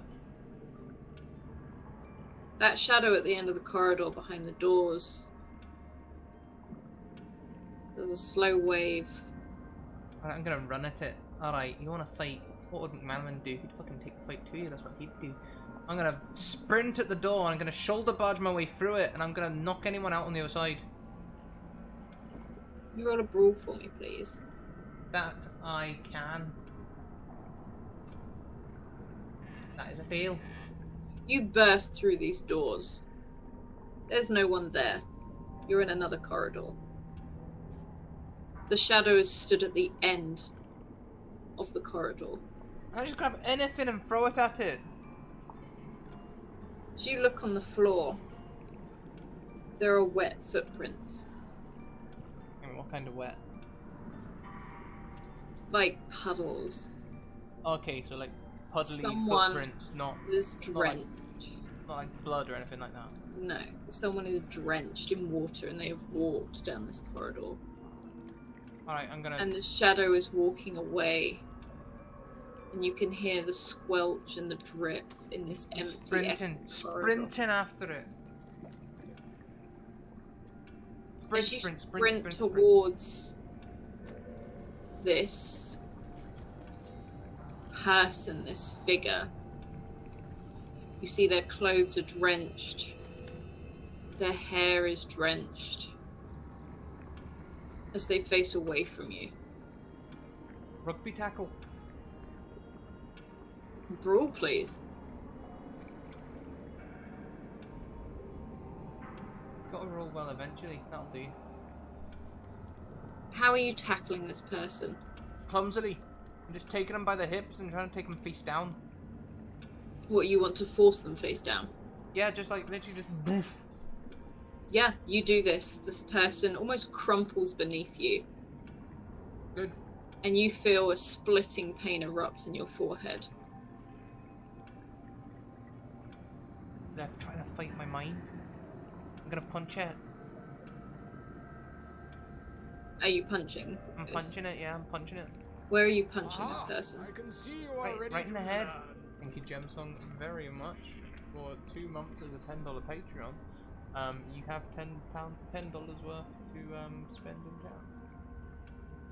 You feel a splitting pain erupt at the back of your head.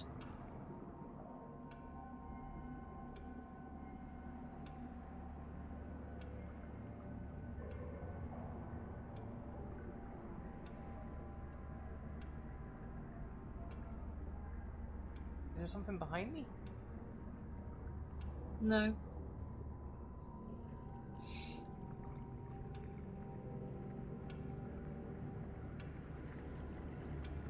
Well, I guess I just hit it again then. As you hit it, that pain erupts again.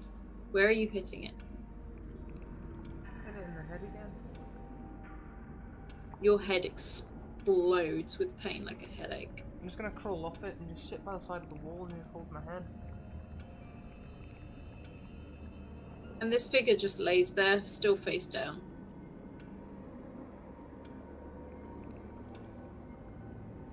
Maybe we got a lot in common after all.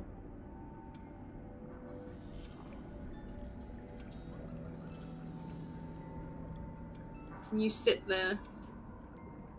3-4 minutes go by.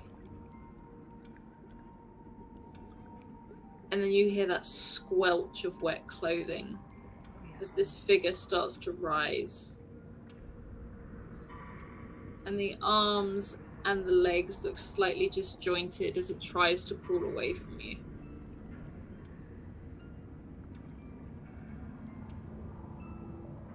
You feel a sharp pain in your arm.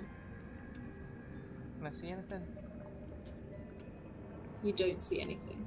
I'm resigned at the minute. I'm gonna let whatever's gonna happen happen.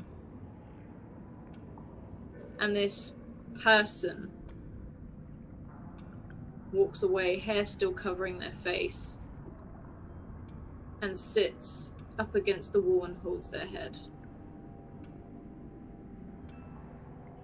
Are you me? Am I you? Are we the same?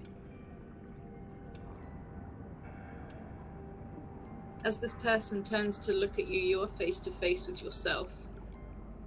Why don't you bloody talk? You're me. You'd be mouthing off all the bloody time. Famous for it. Their mouth opens, their eyes wide with shock, and eyebrows raised. And it's like they're screaming something at you, and no words are coming out. Shut up. Pretty gob. And it's constant. Just turn and look away from them. Bored of them.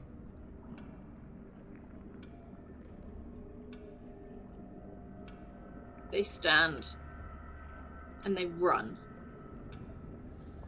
away. Fine. Sod you then. And you are left in this corridor, in a pool of water.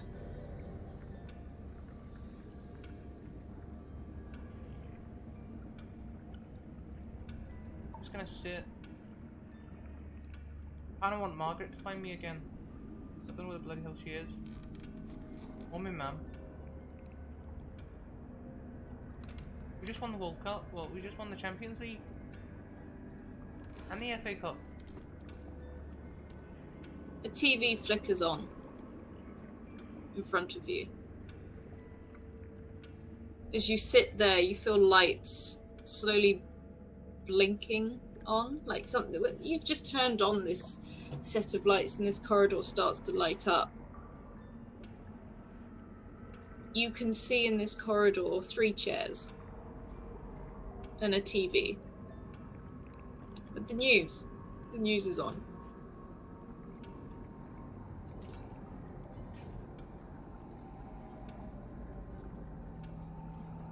Sit and watch it, it's telly, it's on, innit?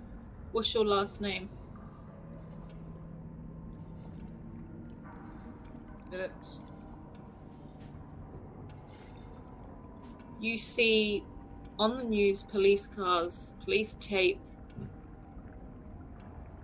and a reporter saying they have found Meg Phillips. She's in a stable condition and at the local hospital, receiving care and treatment.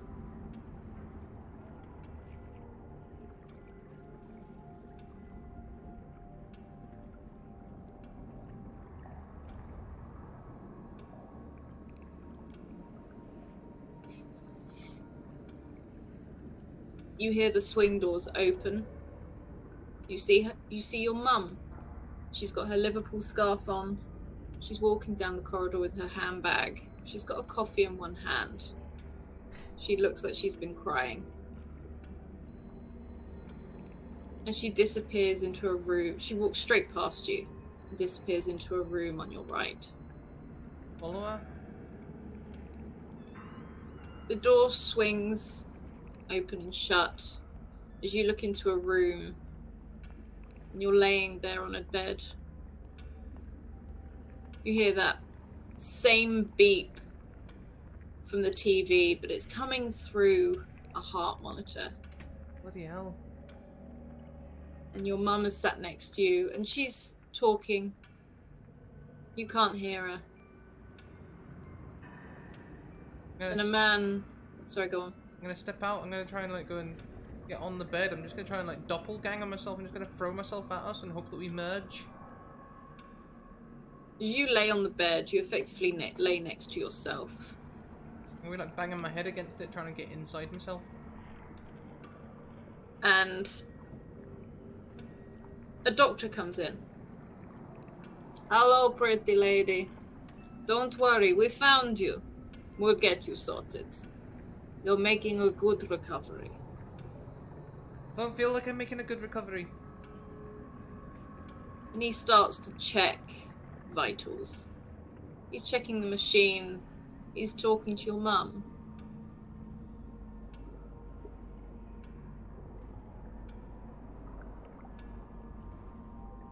As you lay in this bed, from underneath, as your hands lay either side, you feel something touching it, touching your hand. What is it? It's like a long, thick tentacle is trying to wrap itself slowly around your wrist.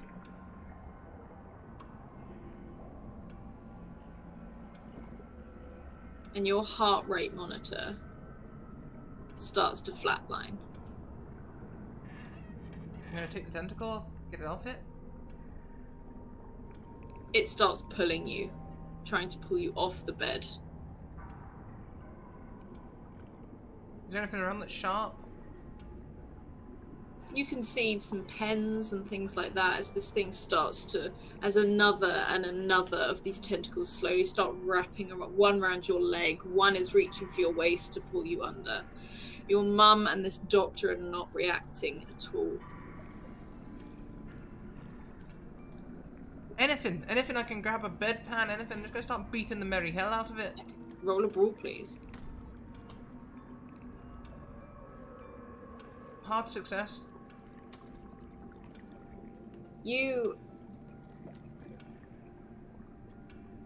This one tentacle comes up over your chest.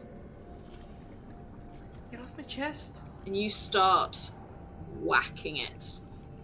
and you hit it Fuck over you. and over again. And at the same time as you do this, you can feel your whole body vault.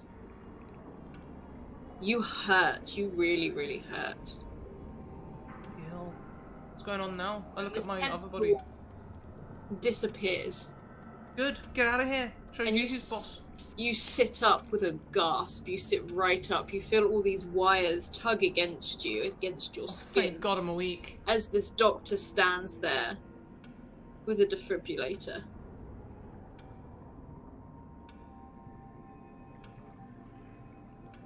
What? I shouldn't be sitting up if I've just been defibrillated. Am I awake? It's okay, pretty lady. One more time. One more time? I look back. Am I laying down? You're set up, right?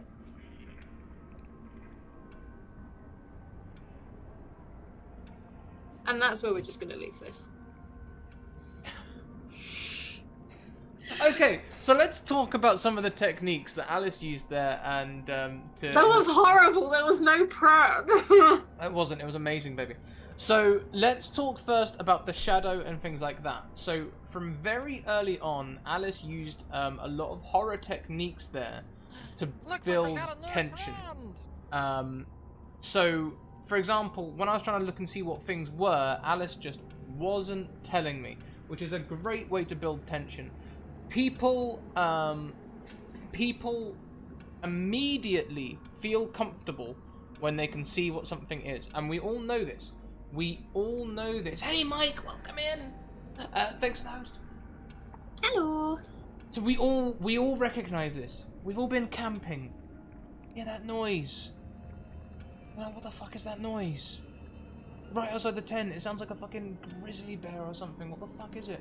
And you know, you're sitting there, and because you don't know what it is, you start freaking out. It could be a fucking grizzly bear. It could be a demon coming corporal to come and find me in my night and, you know, eat all my cheese.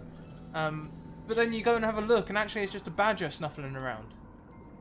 And you're like, oh, I know what it is now. It's just a badger. That's alright then. You know? And so, by keeping the shadow mystery, and you might notice, I distinctly, when I found out that the shadow was me, I was immediately bored of it, or the character was rather. It's just like, oh, well, alright, you're me then. Also, I know a lot of what Alice's inspiration for this came from, right, Alice? Is Very Life on Marzi, which is a great show, by the way. So I could sort of figure things out easily. Alice, how did you feel about my player techniques? It was good. What do you mean by player technique? Sorry. Well, my punchity.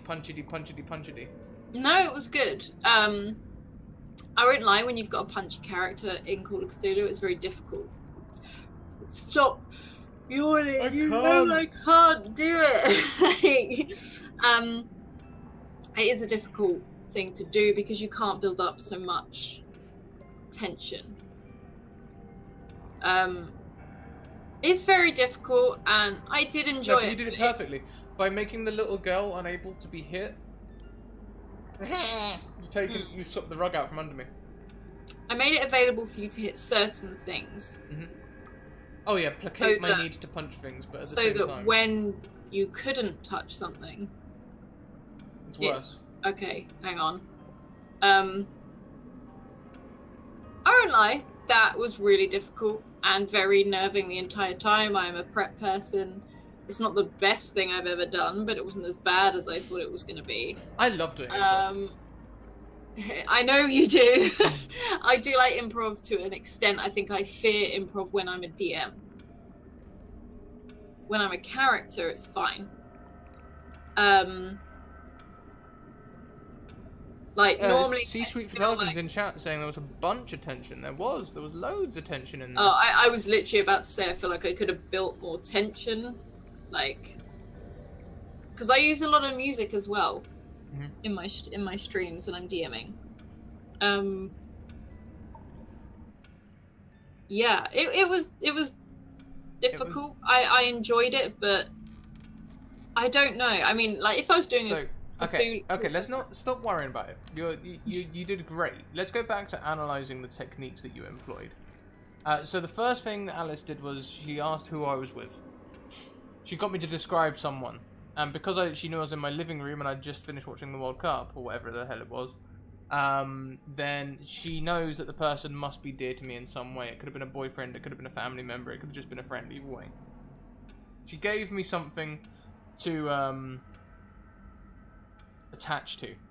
And then straight away was like, there's something wrong with them, but you can't tell what. And then she gave it a weird voice. Which, you know... Weird voices freak me out. So... The whole thing is, what scares people most, I find, is when something is not what it seems. If you give someone something big and bad that they can attack and go, I want to fight this, it's not scary. You take something that they've trusted, that they've oh, and I felt awful as well, by the way, when I took the when I knocked my mum out. I felt awful. But there we go. But giving something a different voice, just not only that, you don't have to make it too weird to get something scary. In fact, it's better if it's just one thing that is slightly wrong. I did something very similar in Eberron with the Tarts, or Lauren's mum in that. I tweaked something. I made her a character that was not a nice person, very aggressive and whatever, and then suddenly she was really sweet. So it's literally just taking the smallest thing and tweaking it. So I'm guessing, Scrap, you built up the character for your mum in the head that it was your sweet mum that you always watched the game with. Maybe you didn't have a dad, you always watched it with your mum, it was your thing, you were having a cup of tea and a Garibaldi, you're sat in the living room, this is what you always did. So... Yeah. And most mums are normally chatty, especially about this sort of thing. So first thing I do, no talking. Yep. No movement. No human movement. No like relaxing into a chair. No moving your arms about or anything like that. Literally dead straight, upright. Yeah. No one sits like that.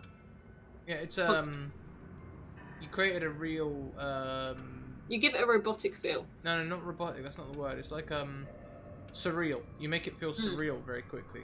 It's that's arty almost.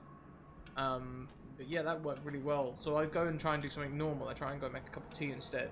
That's my player tactic. Well, if things are getting abnormal, let's go and do something normal.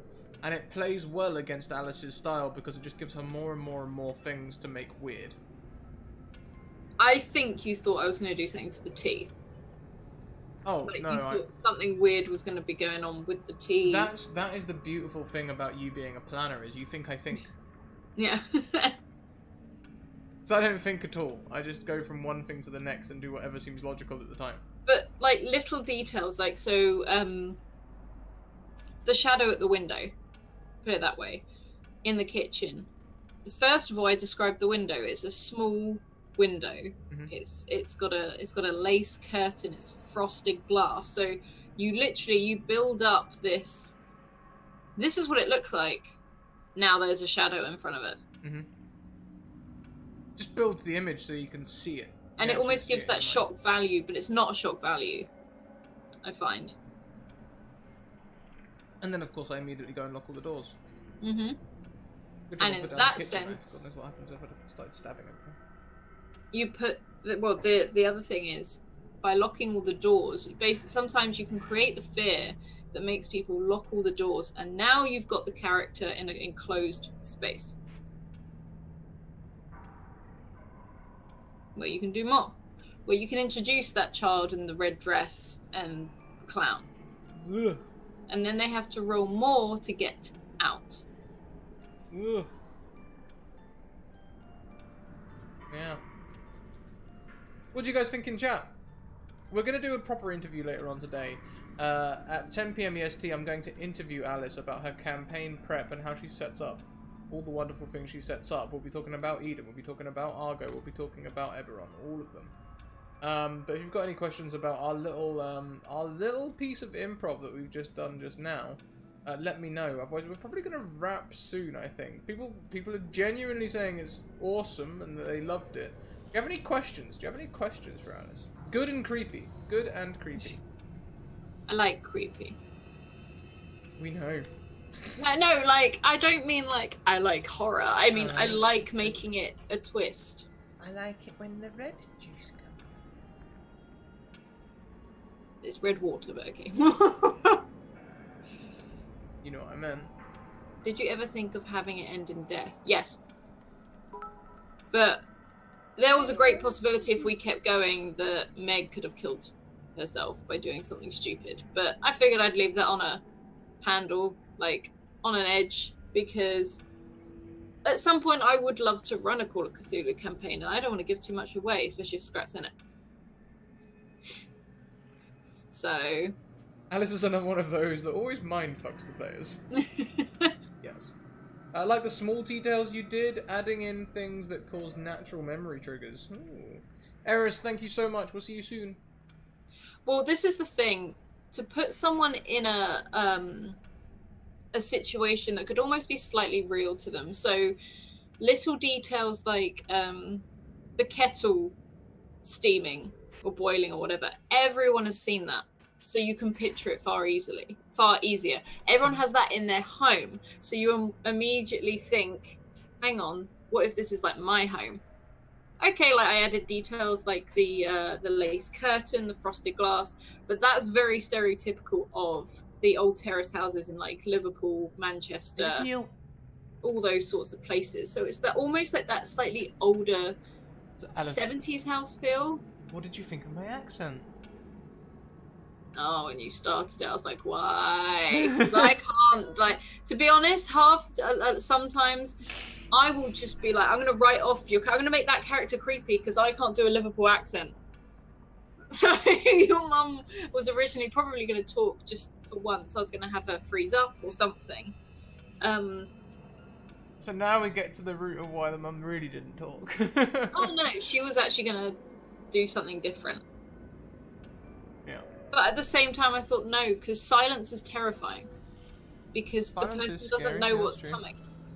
That is The true. person doesn't know what this is. Is the mum about to just drop dead? Are they going to stay where they are? Are they going to lurch out and attack you? What? The silence is what makes it like, oh my god, what's going to happen? Basically. Ugh. Well, I think that's everyone's questions in. We did a little bit of one-on-one there. I would have done you too, Alice, but we're sort of running low on time, so it might be better to just maybe We go. could do this again another we could. time. We could. Yeah, we could maybe do it later as well. When I finished interviewing you, maybe I'll put you through your paces as a player, and we can go to my brand of crazy. That's going to be scary. Silent hug turning into your head and getting ripped off. Sorry, what? Well, it's like I did the fair thing in Eden when we had to, sadly, we had to say goodbye to Tis Aliens. So I had her character killed off by the matron. But the matron gave her a hug in that really lovely, motherly way and then killed her. I like horror games. It's the sort of thing, but I don't, it's weird. I've never run a horror game with a horror system before. Something I'm sort of like, should I run a Call of Cthulhu in future and run a planned horror? Yeah, maybe I will. I think it's something I'm probably a little bit better at than other stuff, but again, you play to your strengths, but also expand on it. I don't know. It would depend, because horror is also a very touchy subject. You need the right people in it. You can't just throw someone into it. You need people to bounce off of. You can't throw someone into it because it can be terrifying, because it can feel very real as well. So, Yeah. I think you need people to be able to bounce off of, definitely. And also, if you want to do something particularly horror-based, I would try and pick your cast so that some of them are quite bright and uplifting. Because the happier people are, the darker things you can do. Always think of it like a sine wave. The more you go up, the more you can go down. If you only raise people up a little bit, you can only fall so far. And it's literally by having a really happy moment. One, it makes those happy moments really special, and like you said, and it makes the dark moments really, really dark, and it's more of an impact. And to be, not only that, if it's just dark all the way through, if it's just dark, dark, dark, dark, dark, you're like, oh, here we go again. I want to see you dark, dark, dark, like, dark. It doesn't have the effect. So, and again, like I said, it's, I mean, Argo took a far darker turn than I was expecting. It's more mystery than horror, I would say, but it's dark. But I mean, you liked it. Exactly the amount of horror that I expected. Okay, well, it wasn't for me. I didn't expect that. But you've got the happy moments, the funny moments, the whiz-mos, all those bits. So when something dark does happen, people go, oh my god. And that really helps. Yeah, one of the really fun things about making characters in Call of Cthulhu and other horror games is constructing these intricate, peculiar personalities and watching them come tumbling apart. Yeah, like details make so much for characters, stories, everything. And different characters go crazy differently, which is just perfect. It's a great way to just explore things. I mean, again, look at the jury. We're all so different. The characters are not similar in any. In fact, the most that they're similar is maybe that Helena and my god, I forgot my own name, Lucia. They're both women that are trying to be strong and make a bit of a difference. But even that, they're doing differently. Lucia half-time plays up to being that weak woman, so she can jump on people when they're not, you know. Yeah. So. Yeah. Definitely. Anyway, I think that's probably about where we're going to wrap up today, I think. Thank you all for coming and watching. I hope you enjoyed the interview earlier from PAX and our take on it. Thank you so much for your donations and support today. We really, really appreciate it. This is the second month in a row we've been a bit behind on our goals, so we really appreciate all the support right now because we want to carry on doing this for as long as possible. Yeah, let's talk of things. We've got social links that you guys can go and follow. We've got Discord, Twitter, and YouTube. YouTube to catch up, Discord to come and be part of our inclusive, safe community that talks about TTRPGs and all sorts of other things. And if you want to get a game, send me a DM on Twitter and I'll get you a game. I have filled Christmas. I'll be taking people for the new season soon. If you get your DMs in, I'll queue them up and I'll respond to them all when I've finished organising all the Christmas streams, because now I've got all the people in, I need to start doing all the organisation for it, which is a bit of an undertaking, as some of you may know, 40 games, 13 days. So, yeah. Yeah, check that out. We have Patreon. We really appreciate your support. Gemsong, thank you so much for your for maintaining your $10 patronage. That's very much appreciated. And there's exclusive content and free content over on the Patreon. Go and check it out. And if you use the second link, you can do a notification, much like Gemsong did earlier, where it reminds me who you are, how long you've been donating, and how much you're donating for, and then we can use your rewards in chat. We also have merchandise. Go and help yourself to some of that sweet stuff on Redbubble. It's high quality merch. I'm going to be putting the hoodie on in just a moment because I'm cold, but I wanted to show off my Bird in the Storm t-shirt today. Bird in the Storm Publishing, who are our sponsor. They do most of the stuff for charity at the moment. They'll be creating content for us in the new year. Go and check out their links. And also Mage Hand Press. Alice was talking about Argo and how much of a horror thriller it's become. It's run in D&D 5e. Dark Matter is a 5e expansion set in space, which Mage Hand Press have masterfully created. So go and check that out. It is very much worth a look. Alice! Yes. Would you like any closing statements?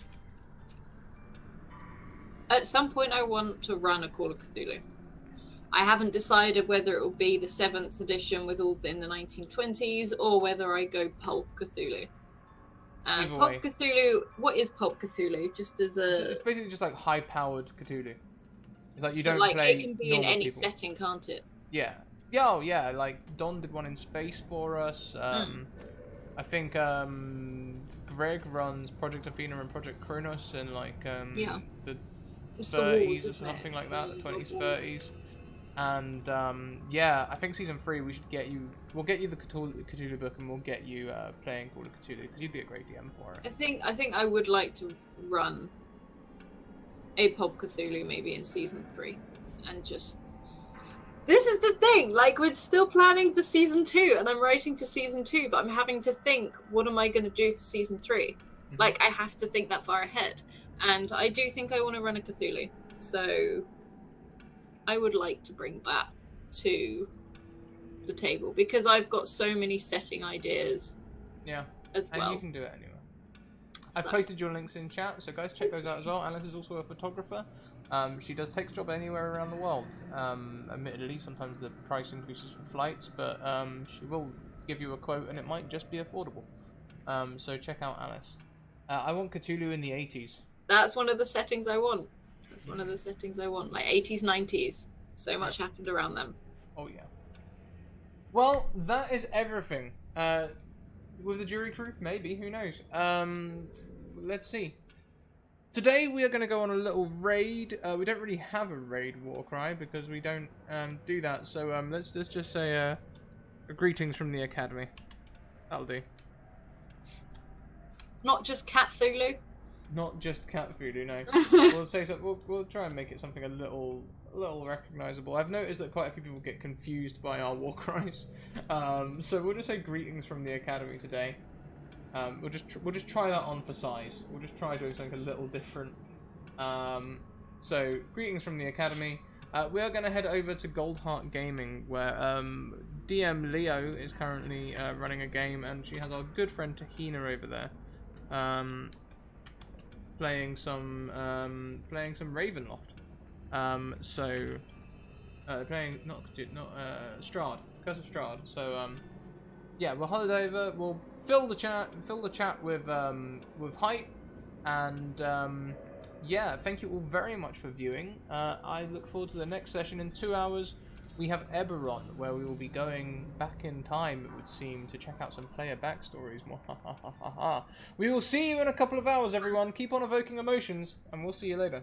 Bye!